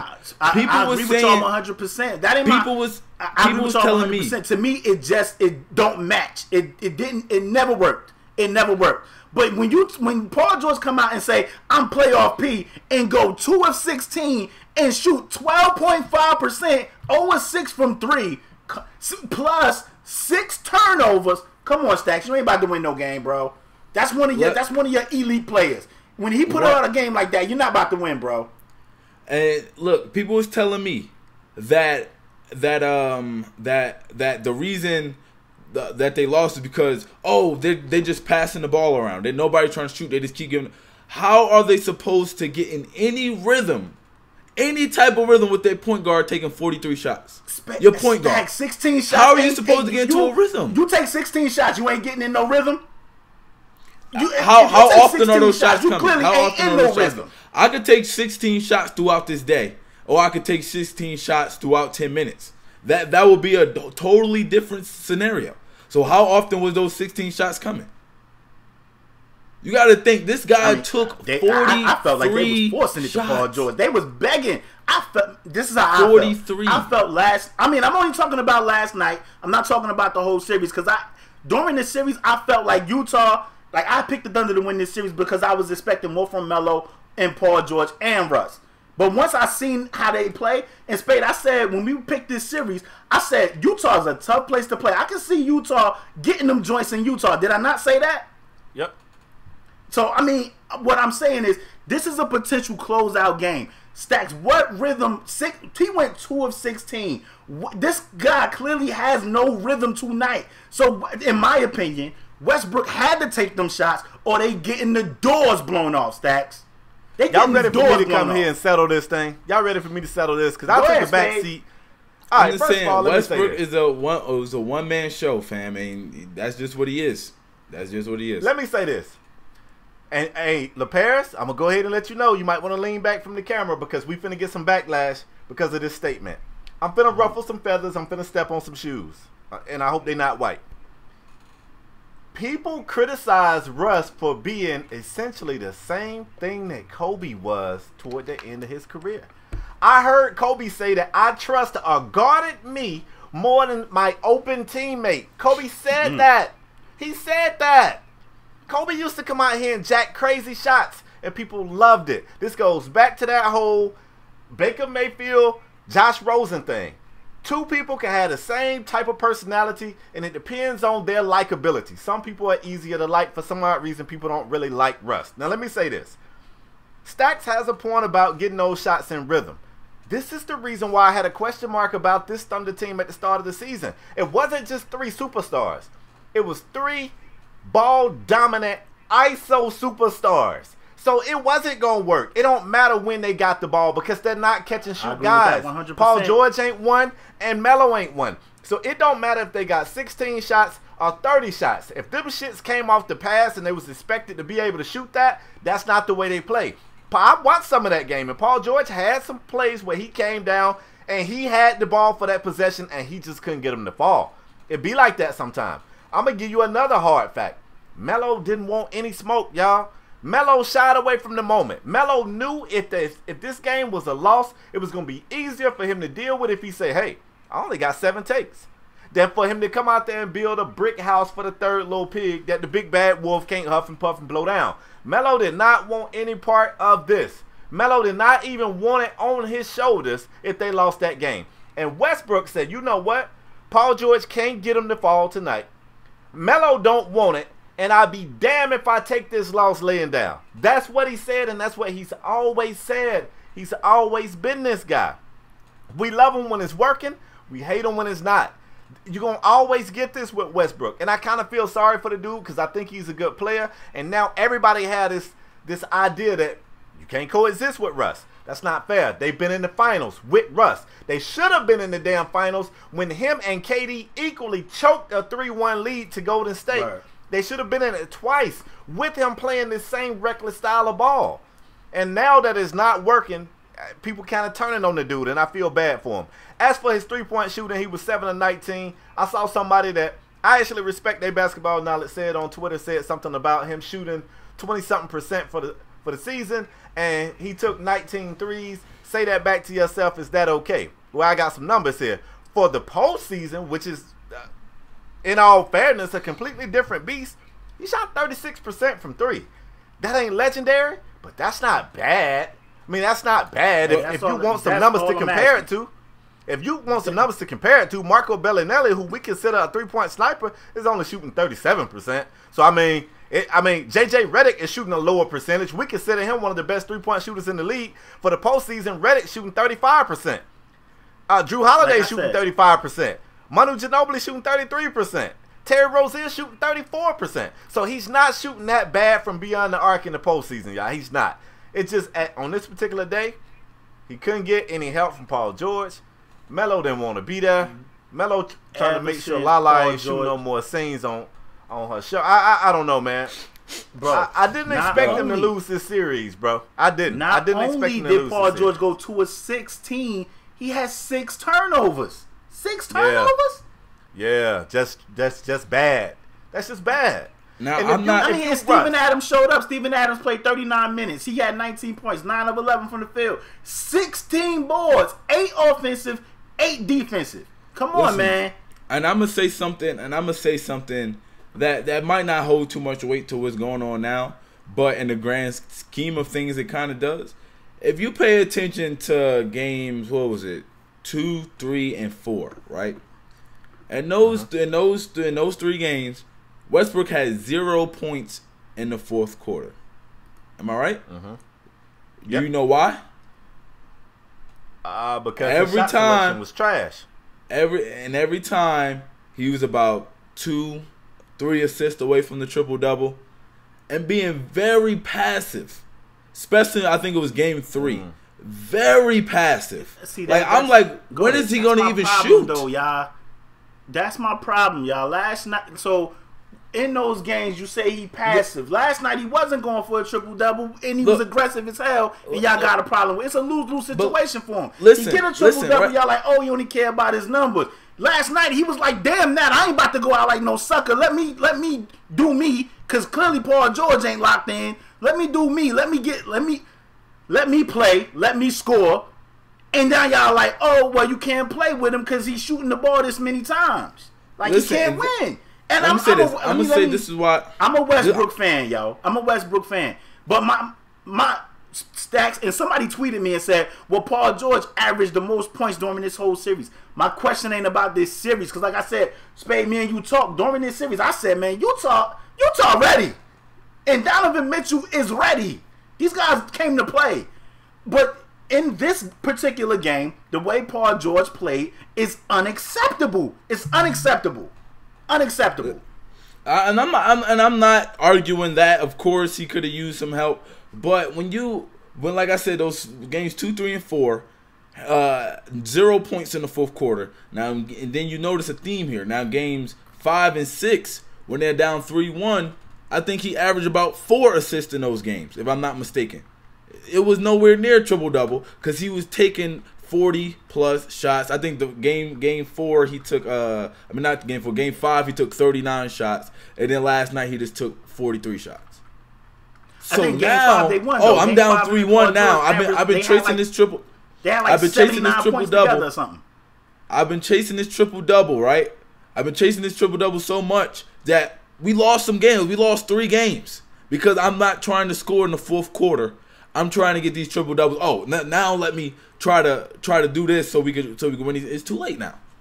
And now he sees. I got a couple of questions. I think he was attempting shots in the fourth quarter, though, Stacks. I just think in the fourth, did you watch game 3? A little reckless. Did you watch game 3? I don't know. The man was extremely passive. One. Let me ask y'all these questions. Do y'all see Paul George coming back? Nope. Nope.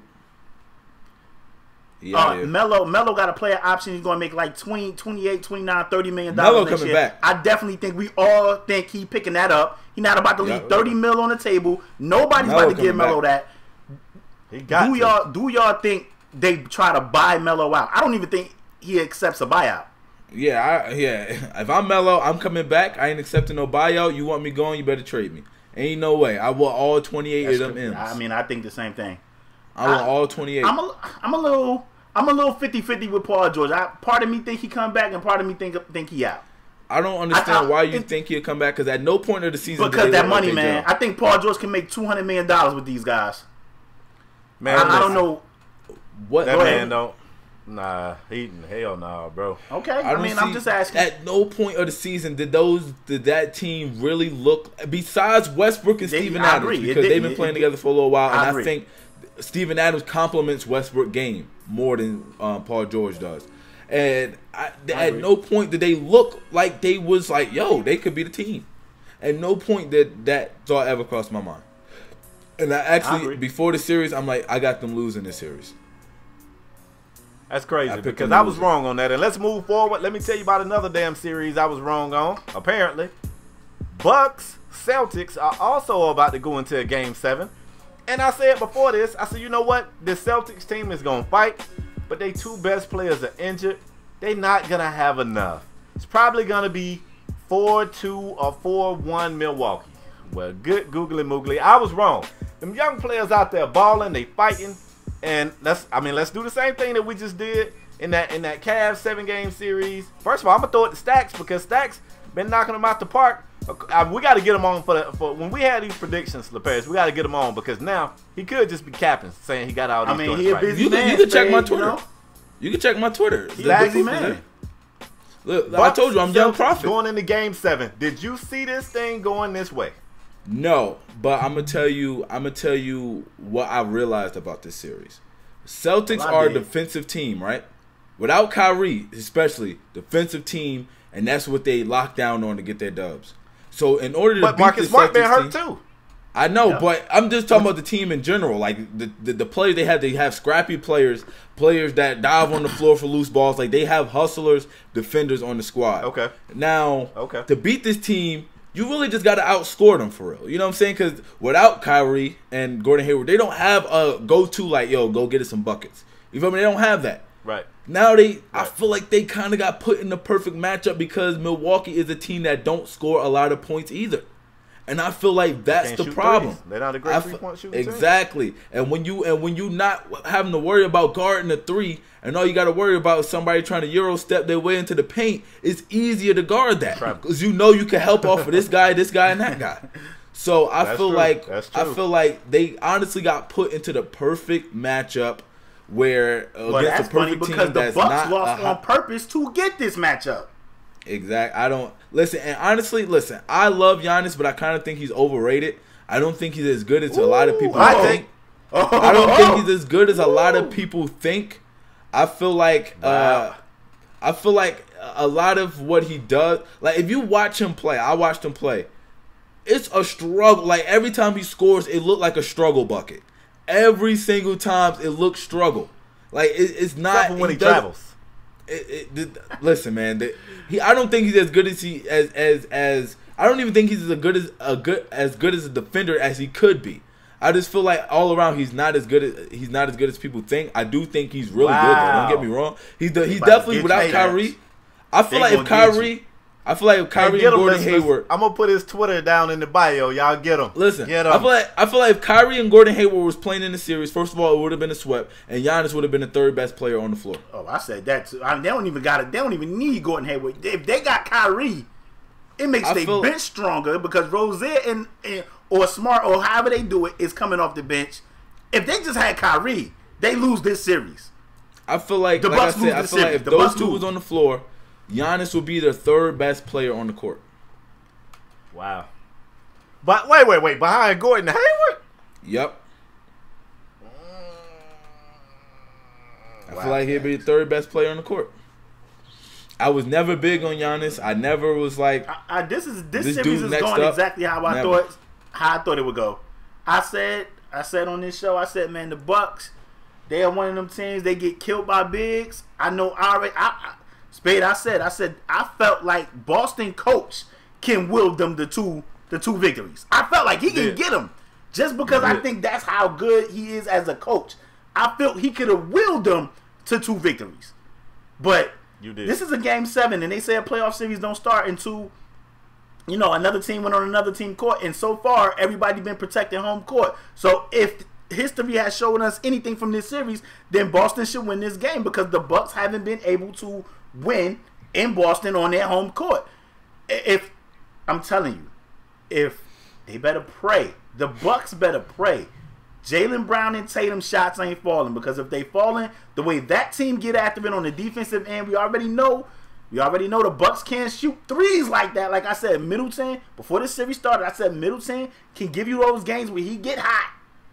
But other than that, you're not afraid of any of these guys from the 3. And we know Boston's going to defend. We already know Boston has the better coach. Role players play better at home. Role players play better at home, and they gonna be in Boston. On top of that crowd, on top of that coach, I feel like we gonna pick this game later, but I feel like this series is exactly what I said it would be, and I'm going to toot my own horn on that. Let me jump in on this series right quick. I have been completely shocked. I really felt like the youth of Boston's teams would hurt them. I felt like that youth would hurt him. I like Jaylen Brown. I've been saying that since Jaylen Brown said he wasn't scared of LeBron. LeBron came out and kicked his ass, but he never shied away from that battle, even when he was getting that work. And I like him. I like Tatum. The sad thing is Tatum could legitimately win Rookie of the Year like any other year. It's just right now you got Ben Simmons, and who I feel like should win Rookie of the Year, Donovan Mitchell, having phenomenal seasons. But Tatum is reminding us in this first round playoff series that he's a hell of a player, and you got to keep an eye on him too. Now, I didn't see this happening. LeParis really came through with the info when he said Spade teams with bigs that know how to score, serviceable bigs. You ain't got to be an all-star, but serviceable bigs give Milwaukee a hard time, and we've been seeing it. I mean, damn, all kind of folks been getting in. What's the dude name with the ponytail, LeParis? The white dude with the ponytail. I know you're talking about. I think he actually hurt. Who you talking about, Baines? Baines been getting in and crashing the glass and doing all kind of stuff. It's just been a weird series. Bro, now I got people tweeting me saying this is why Al Horford was an all-star. That's what people telling me. This is why Al Horford was an all-star. Because of how he been playing against Milwaukee. He been looking phenomenal. That's something else. The said they was going to run the offense through Al Horford. Yep. I just want to say this before we move forward. Just food for thought. I don't even want feedback on it. Just want y'all to think about it. Man, I feel like look, I'm starting to wonder if Kyrie, he's not coming back, but not in the postseason. But I'm saying bringing Kyrie and Hayward back, I think it might hurt this team. I mean, because the way they playing right now, man, like they don't. I asked you that. They don't have an identity. They got so many different people, and they just playing through the flow. And I feel like you're gonna slow down some of that ball movement when Kyrie come back. I think it could actually hurt this thing. Listen, the reason I said Kyrie and Hayward come back. What do you do with that roster? Like Tatum, Brown, Smart, Rozier. Like what? I mean, I figure you put. I mean, you definitely put Rozier on the bench for Kyrie. Yeah. But what do you do with them other positions? Yeah, I don't know, man. I really don't. Tatum or Brown. Like who are you putting on the bench? I guess Tatum. I feel like Tatum coming off the bench. Jaylen Brown probably gonna start the 2. I mean, or I think they start Baines. Do you move Al Horford back to the 5? Put Hayward or Tatum or Brown, one of them at the 4, then vice versa. Tatum, at the 3. I guess Hayward to play the 3, and then Brown at the. I don't know, but I'm looking at that roster and I'm like, what do they do when these guys come back next year? I don't know. It's just a good question. I want to move on. I want to move on. I want to take it to the West. We have the matchups for the second round of the playoffs in the West, and the matchups are. First of all, I want to get you guys' thoughts on these matchups. But the matchups are the 1 and the 5. We have the Rockets versus the Jazz, and the 6 because Lillard and the Blazers got beat by AD in the Pelicans and Drew Holiday that locked them down, as well as playoff Rondo. But we have the number 6 seed Pelicans playing the number 2 seed, the Golden State Warriors. It's reports that Curry should be back. He's questionable. I think they play tonight. He's questionable tonight, but people are thinking he may play tonight. Give me your thoughts on the Rockets and the Jazz series, 1 and 5, Rockets Jazz. I'm gonna be quick. I got both of these series going 4-2. I got Houston taking care of Utah. You gotta wonder how much more can the Rookie of the Year done. I'm gonna keep saying that, by the way, y'all. How much more can the Rookie of the Year get his Jazz team? I mean, I didn't see him going this far. He's still damn that game in and game out. The dude is just proving that. God, I don't know. I still at some point I want to believe he's a rookie. This season's been crazy long. NCAA seasons don't last as long. He got to be running out of gas sometime soon, right? But who knows? I mean, on paper, I got Houston winning, but I don't know. As far as the Pels, I cannot believe the Pels got past the Blazers. That's another damn series I was wrong on. The Blazers disappointed me. Folks was tweeting me, telling me Dame Lillard was the best point guard in the league. And I'm disappointed in him and y'all. And I definitely feel like Golden State gonna make light work of these guys right here. Give me 4-2 both of those series. Go Stack. I'm gonna just say I got Houston winning. All right, but I would not be surprised if the Jazz pulled it off. I just feel like the Jazz is that team you just don't sleep on. You don't come in, you don't play against them, and you just automatically feel like, all right, we got this one. I feel like they're gonna be a tough team to play up against. I feel like as far as matchups, they kind of match up well with Houston. As far as from as far as starting lineup go from top to bottom, I feel like they match up well with them.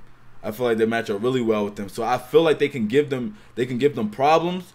I feel like this is a series James Harden cannot disappear in, because if we have to put out them posters with the beard face on it, man, Houston gonna lose, man. I feel like he definitely got to come through in this series, and this is the series I feel like he has to show, like, I'm James Harden, I'm the MVP. Look at me, look what I'm doing out here, because I feel like he cannot sleep a single game in this series, because the Jazz will pounce on him and take him out. As far as the Pelicans, the Pels, I know it's your turn. I'm sorry. No. This one Stacks. He still got to do the Pels. As far as the Pelicans and Warriors, man, I was surprised too. I think my man Dame wanted to hurry up and get back to the studio, dropped his second album, so he went ahead and checked out for this series. But I feel like this is where the buck stops for the Pelicans, man. I feel like the Thunder, I mean the Warriors once again, You know, I know a lot of people feel like they get the easy route to the finals every time, but I feel like once again they're going up against a team with a major player on a squad injured and hurt and out, and DeMarcus Cousins. And I feel like DeMarcus Cousins would have made this a better series, but Anthony Davis alone, we already seen this. I think 2 times already they played the Pelicans in the playoffs. They're gonna get them out of here quick, man. I see it. I see it. The furthest going is 5 games. I feel like they could get swept, but maybe 5 games.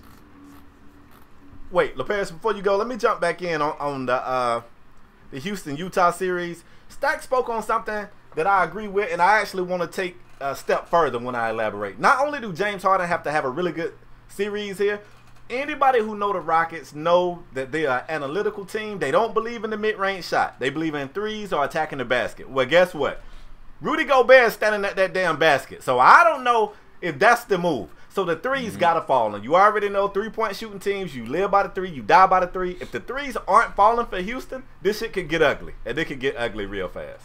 One more thing. I feel like another thing that might hurt them, not even in this series, but the next series moving forward, is that I feel like they got to get this series over with.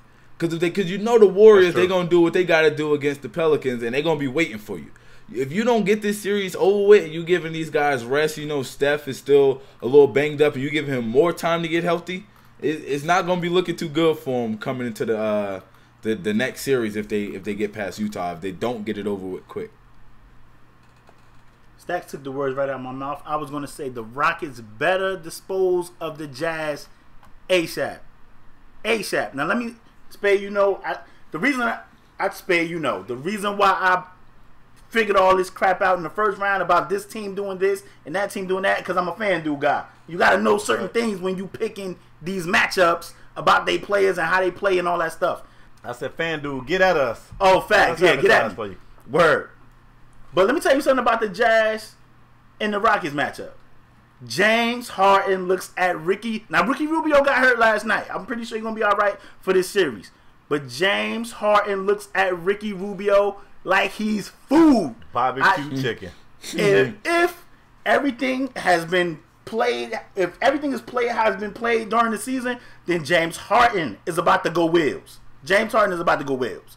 But let me tell you about the other side. Donovan Mitchell look at the Rockets like, I'm not scared of these guys. And he's about to go wheels as well. Donovan Mitchell and James Harden, when they play against each other, these guys have put up some of the best games during this season, scoring-wise. Now, I still think, you add Chris Paul, you add Chris Paul, you add the Rockets bench, you add these defenders that the Rockets have, like a PJ Tucker, a Trevor Ariza. Trevor Ariza scoring-wise, I don't know about what he's going to give you offensively, but defensively, Trevor Ariza is still a defensive guy. So I feel like this could definitely be a 4-1, 4-2 series. But if the Rockets are smart, they don't play around with the Jazz. They better not play around with them, because Utah, like I said in the previous series, is a tough place to play. So they better not play around with them. As far as the Pelicans and the Golden State Warriors, I think it's a 4-1 series. I feel like AD can get you one. I feel like he can get you one, Spade. I told you when we was talking about the Blazers Pelican series, I said AD gonna have a game where he explode. And you was like, didn't he do that game one? I'm like, nah, that wasn't what I was talking about. And AD exploded and gave him like 40-something, damn near 50 points in a game. And I was like, this is the game I was talking about. And I feel like AD would do the same thing against the Warriors. He's gonna have a game where he just plays out of his mind. I don't think it's going to be enough. I still think the Warriors have too much. They got Draymond. Now, Curry coming back. They still have Clay. They still have Durant. I just think it's too much. Boogie would have made this series a lot more interesting, but he's not here. Yeah. And I have Golden State disposing of the Pels 4-1. Now, I'm going to tell you what else you guys want to add? Yeah, people going to say, wait, hold on, Spade and Stax and LaParis, hold up. The Pels had this defense that confused and frustrated the guards out there in Portland. Yeah, I'm going to tell you what the difference is, though. they kind of a backcourt heavy team out there. Once you get past those two, it really ain't much that scares you out there. You try that mess with Golden State. They got a small forward you may have heard of named Kevin Durant. They got a power forward named Draymond Green. So if you going to blitz Steph, now granted, Steph coming back from injury, he won't be 100% healthy, and I think it was a knee injury if I'm not mistaken. So you really can frustrate Steph and get it out of his hands, but the fact that team's so deep, I mean, you never know, man. You could try that mess right there. That team could throw Swaggy P in the corner, and he going to knock down threes and make you pay. And jumping back to this other series, I thought about something. And I do this a lot. I give my opinion, and I listen to you guys talk, and then I'll think of something else. Going back to that Rocket series, you know what they going to do, man. They're not gonna send James Harden to the basket with Rudy Gobert standing under there. That's not what they're gonna do. They gonna pick on Rudy with pick and rolls. They're gonna do pick and rolls and get Rudy to switch off on James Harden at the perimeter, and it's gonna be barbecue chicken, man. Oh, That's by the way, exactly Capella what it's ate gonna during be. the season 2. By the way, Capella ate. Max. Yep. One thing I want to say too, going back into the Warriors and Pelicans series. A lot of, like you said, that's a backcourt heavy team, the Blazers, and they run a lot of ISO ball. The Warriors don't do too much ISO ball, so you cannot individually just lock somebody down if they running off of screens. You know, if they catching the ball in rhythm. You know, and also it's not as easy to lock somebody down as it is when they run it. They constantly running ISOs and trying to score 1-on-1 like that. Let me something we do on this show, Stax. I don't know if you know or not. Give me you guys X Factor both series. My X Factor in the Houston series is James Harden. I mean, I'm a James Harden fan, but those of you that know me know I hate playoff James Harden because sometimes he just look like somebody stole his damn powers on some Monster shit. So if James come out there like that, I don't think CP3 and the rest of those guys, I don't know that they get it done without James. Like, I go back to what Stack say. You need MVP James Harden to get through this series and get through it quickly. He's my X Factor for that series. And as far as the Pels Golden State series, I guess my X Factor is probably Steve Kerr. I mean, because damn, they got so many weapons on the floor. All he got to do is make sure that he give them the right game plan to beat that blitz. I think the blitz is the only thing they could do that can make it a game. AD gonna get his. But AD can get 50 night in and night out. If everybody else don't show up, that's a sweet series. So all they got to do is beat that blitz. So I think my X Factor for that series is Steve Kerr. All right, so my X Factor for the Houston series is really, for me, is the Utah role players. Just because Donovan Mitchell, he's gonna come with what he's gonna bring, what he can bring to the table, and try to help the team that way. But you also need the rest of the guys, because I feel like if the rest of the guys, Joe Ingles, Gobert, Derek Favors, all of those guys are cooking as well, it's tough to beat that team. And like you said, in Utah is really tough to beat them. So I feel like just the role players of that team what is the X Factor. And as far as the Warriors series, I feel like Kevin Durant is the X Factor because Pelicans got no answer for him. Like you said, they could try their best to Drew Holiday and Rondo could try their best to lock up Clay and Steph, but they ain't got no answer for this man Kevin Durant. I mean, who would you even put on him? Because I would probably put AD on him. Who would you even? I was thinking that, but Kevin Durant, man. No way. It's no answer for this man. Y'all know I let's not forget, AD was a guard at one point. AD is actually. Yep. It ain't because I don't think he can. That's not why. But you don't want him having to guard Kevin Durant God and then trying to score. Then they're going to get the doors blown off them. You don't want him using all that energy on the defensive end. Good point. Yep, because then they're not going to be able to score. If he get in foul trouble, it's really game over. Yeah, they better. Right. They better put AD on Jaja or JaVale McGee or something. But my X Factor for the Rockets and the Jazz series is definitely going to be Eric Gordon and the Rockets bench. They got to match the energy of the Utah Jazz, in my opinion. And just in case we don't get the James Harden we expect to get, and he tripped, then that bench got to step up. Meaning Eric Gordon, Gerald Green, Joe Johnson. Those guys got to step up. Ryan Anderson as well. Those guys got to hit shots when when James Harden passed him the ball. As far as the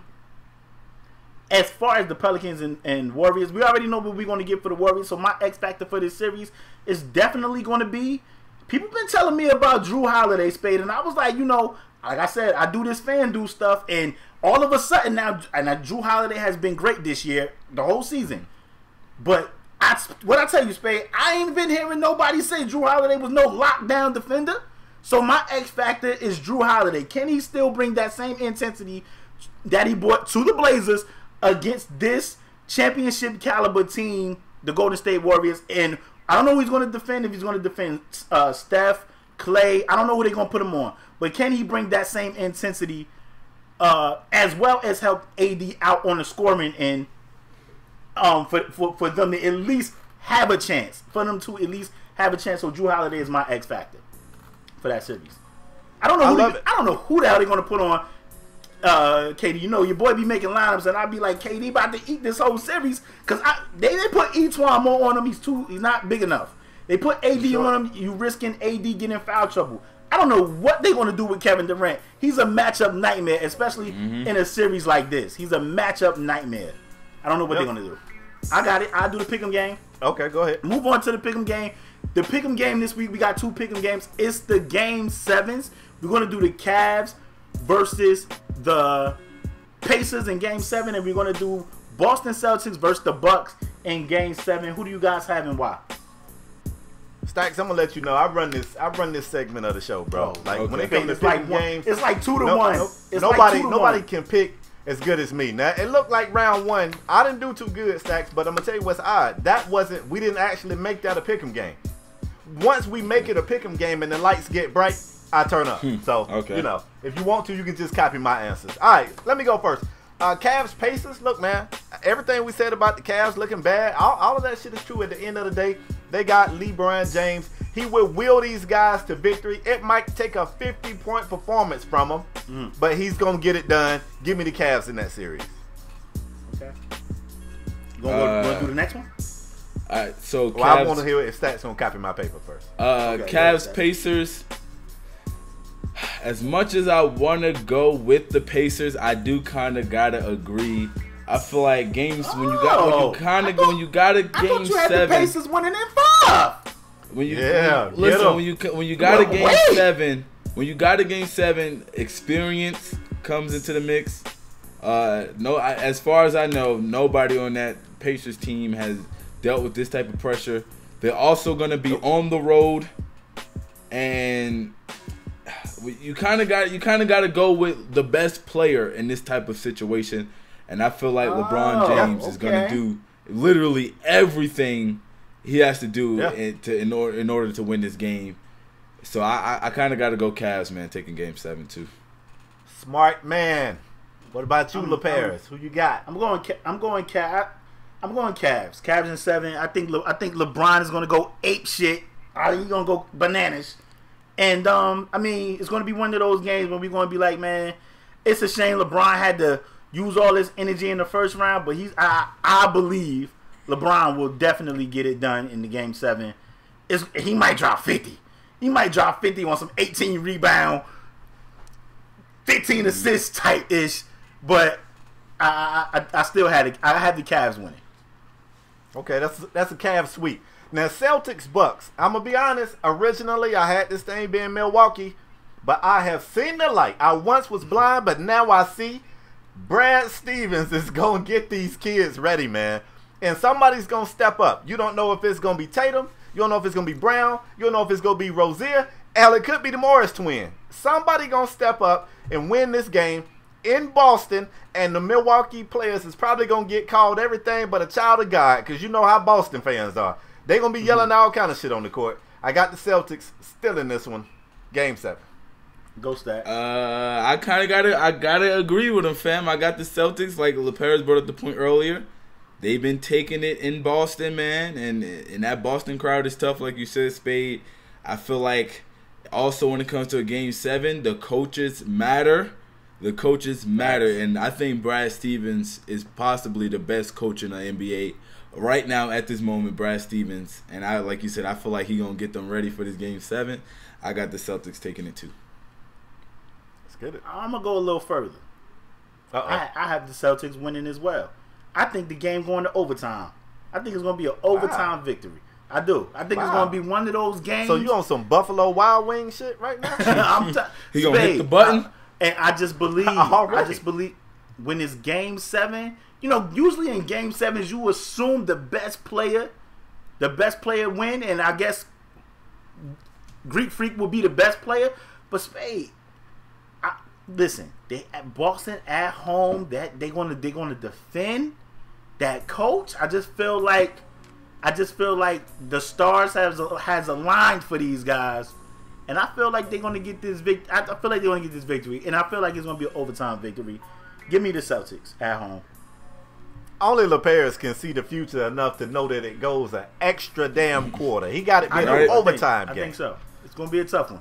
Okay. Guys, a little weird. We're gonna wrap this show up. First of all, folks, I know this show was longer than normal, but I'm one of those people. I'm in the belief that when it's good content, sometimes the time fly by. Y'all gonna be listening to this shit at work and hopefully not at school, unless you know, like at Zempin finals or some mess.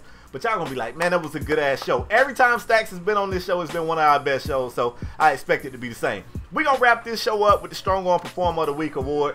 And y'all already know what this is, man. It's a very prestigious award. I've had athletes tell me they put this shit on the top shelf. You know, you win the Heisman, so what? Put that shit on the floor. Strong Arm Performer of the Week, you put that on the top shelf. You know what I'm saying? We give this award to a male or female who raised his or her level of play to ensure that their team got the victory. You got to win this award. LeParis, you are on the hot seat, bro. Who is your Strong Arm Performer of the Week and why? My Strong Arm Performer of the Week is going to a guy that if it wasn't for Victor Oladipo, he would probably be the most improved player in the league. Probably. But Victor Oladipo, we already know he had an amazing game. But I'm talking about none other than center for the Houston Rockets, Clint Capella. Clint Capella, not only has he been defending Karl Anthony Towns that whole series and kind of made Karl Anthony Towns look like a shell of himself, but Clint Capella scored 26 points. He went 12 and 14 from the field, had 15 rebounds in a 122-104 win to close the Wolves out of the NBA playoffs. And for that reason right there, Clint Capella, you are my Strong Arm Performer of the Week. Clint Capella. That's pretty good. You know James Harden was in that game, right? I know, but he only had like 22 points. Clint Capella had 26 of them things and shot 12 and 14 from the field and had 15 boards. Okay. Stax, you on the hot seat, bro. Who's your Strong Arm Performer of the Week and why? I was kind of torn here, man. I'm not gonna flex. I was kind of torn. It's rough. It's rough. Something crazy. Can I give it to two people? Is that something I can do? That's not a. You can do an honorable mention. Yeah, you can do an honorable mention. All right. Strong Arm Performer of the Week, I'm gonna say, is the man that single-handedly eliminated the Thunder from the playoffs, Russell Westbrook. I gotta go with Russell Westbrook, man. Wow. Somebody that could shoot their team. Somebody that could shoot their team out of the playoffs, man. Like it was amazing to me. Just watching the game was amazing. Like, oh, he's shooting again. Oh, he's shooting again. Wow. It's two guys. He's shooting again. It was amazing, man. So for him to be able to will the Jazz, for him to be able to will the Jazz to that win, it was amazing, man. You cannot ignore that type of effort. You cannot ignore that type of effort. My honorable mention though, I'm gonna go with the New York Giants front office. They ain't missed on this draft yet. You know what I'm saying? We got Saquon Barkley. We got excuse me. Oh, all right. So we got Saquon Barkley, Will Hernandez in the second round.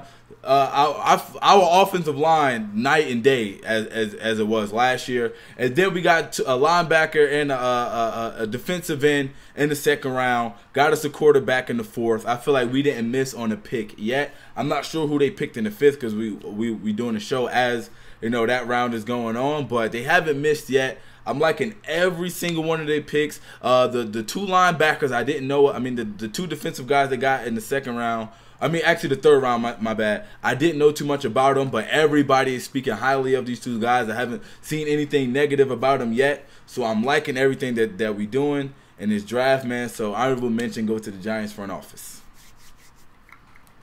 I've never seen somebody come up here and make a mockery of such a prestigious award. Now, I'm going to have to talk to the producers of the show. You saying Westbrook didn't deserve it? I don't know if Stack's going to be welcome back after that. You know, Westbrook tried his best to get that dub for his Thunder. He tried his best. Or did he try his best to bring this down? Or did he try his best to get the dub for the Jazz? We don't know. We ain't talked to him. First we of don't all, know what his intentions was. Stax gave honorable mention to the Giants because they didn't miss on the draft. They're going to do all that and win 7 games this season. Let me go ahead and close this thing out right. I'm giving my strong arm performer of the week to the person who is seriously responsible for getting the Oklahoma City Thunder up out of there. I'm talking about the Rookie of the Year. Listen, man, let me tell you something. A fun fact you probably didn't know. Donovan Mitchell's college coach said when he came out that he wasn't ready to come out. He needed another year in college. I don't know if he just knew his team was going to be bad without him or if that guy's an idiot. He's probably an idiot, all right? And y'all already know who he is, but I'm not calling his name because I think he's being investigated by the FBI, and I don't want no ties with that. I ain't messing with the federales. Donovan Mitchell was nothing short of amazing in this series. He has already been breaking records left and right. I think he's already the record holder for most threes made by a rookie in his, rookie season. And I think he's scoring more than any rookie in the postseason. He's phenomenal, man. He's definitely the Rookie of the Year. And he is definitely the most rewarding. That ain't even the word I'm trying to use. What the hell am I trying to say? He's the most deserving, that's the word I want, recipient of the Strong Arm Performer of the Week. For that performance throughout the entire season and in the postseason here. Donovan, you are my Strong Arm Performer of the Week. Yeah. I'm a fan, man. Like that kid, crazy thing is that kid, Stax want to be hard on Westbrook, and Donovan Mitchell came out and said that last year in college, all he did was watch tape of Russell Westbrook. He want to model his game after Westbrook. They pretty much the same height, and he said that's who he model his game after. So and now after watching Westbrook, he see what not to do. You see how it all worked out for him. You see how it all just worked out for him, fam. Hey, and by the way, that dude is hard on LeBron and by the way, Westbrook, you guys got it. I Listen. feel like it's mandatory you have me on the show before they announce the end of the season awards for the NBA, because I feel like me and KSpade gonna have a fairly heated argument about this Rookie of the Year conversation, because we just not seeing eye to eye right there. We already had that show. We ain't seeing eye to eye right there, fam. You know what I'm saying? It's just, I don't listen, man. Listen. Go put your glasses on. You got glasses, right? No. That's exactly why you think Donovan Mitchell Rookie of the Year, because you ain't been having your bifocals on watching these games, Spacey. You need to go ahead and throw them things on. And then you can see clearly. You can see clearly what's supposed to be happening, but that'll all get taken care of. Once the award ceremony comes. Before we end the show, just out of curiosity, who you got winning Rookie of the Year? I just want to know. One Benjamin Simmons from Australia. Yes, sir. Yes, sir. Yes, sir. Let me tell you something. No. If you drop that kid in Utah, first of all, they don't make the postseason, and if by chance they do, they get swept by Oklahoma. I hear you. Because Ben can't shoot. Ben can't shoot, y'all. I hear you. And they be like, "Oh, look at these passes. He can pass to the open guy." I hear you. Get him out of here. And it's just a regular little boop. You said pass to the open guy like that's something everybody be doing. We seen what Russ, Anyway, all right, whatever, man. Oh wow. Let's end the show because I'm not gonna let him slander the Brody. He's just killing Russ, man. Yeah, that's not right. Hey, I told you I ain't come here to make friends, before man. I close the show, I want to thank Stax for being on the show. For sure. And Stax, tell the people where they can find you at, what you got going on. Let them know. I got a YouTube channel, Stax Montana. You can follow me on Instagram. You can follow me on Instagram at @YoStax. You can follow me on Twitter. If you got anything to say, you know what I'm saying, I'm here for it, fam. I'm here for every single argument. My Twitter is at @YoStax. That's YoStax. You know what I'm saying? We could throw them verbal hands, fam. I'm all with it. And let me warn y'all, this man likes Twitter sparring. So have your facts ready when you hit him up. Yeah. But I keep them on. I keep them on top of the dome, man. I just want to remind people what we already been saying, man. The podcast has been doing really well. Last time I checked, I think you guys had us in the top 60, I believe.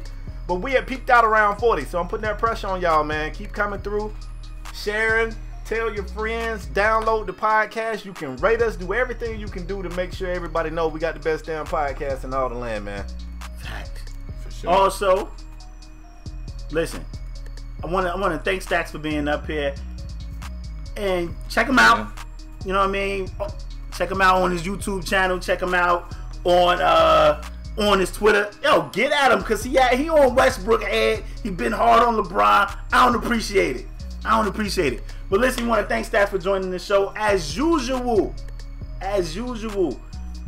We want to thank you guys for your continued support. If you new here, you can bang the subscribe button. If you're a regular here, you can hit the like button. It's also a little bell up there. You can click that bell. They'll send you a mobile notification to your mobile device. They'll send you a notification to your mobile device to let you know when a new episode of Strong Arm Sports have been uploaded to YouTube. If you don't want to see today 3 dudes arguing in a box, we got audio podcasts everywhere. SoundCloud, UPodOmatic, iTunes. We just signed a deal with UPodOmatic too, y'all. 3-year deal. I'm just saying. Let's get it. We just signed a 3-year deal. That's thanks to y'all, by the way. But also we still pending on Spotify. Y'all tweet Spotify and let them know to get SAS on Spotify. What are they waiting on? It's still pending. We also have merchandise. You guys can cop SAS, Strong Arm Sports, hoodies and shirts and all that, man. We want to thank you guys for your continued support. Can't do this without y'all, man. We'll see you guys next episode. We out. Peace.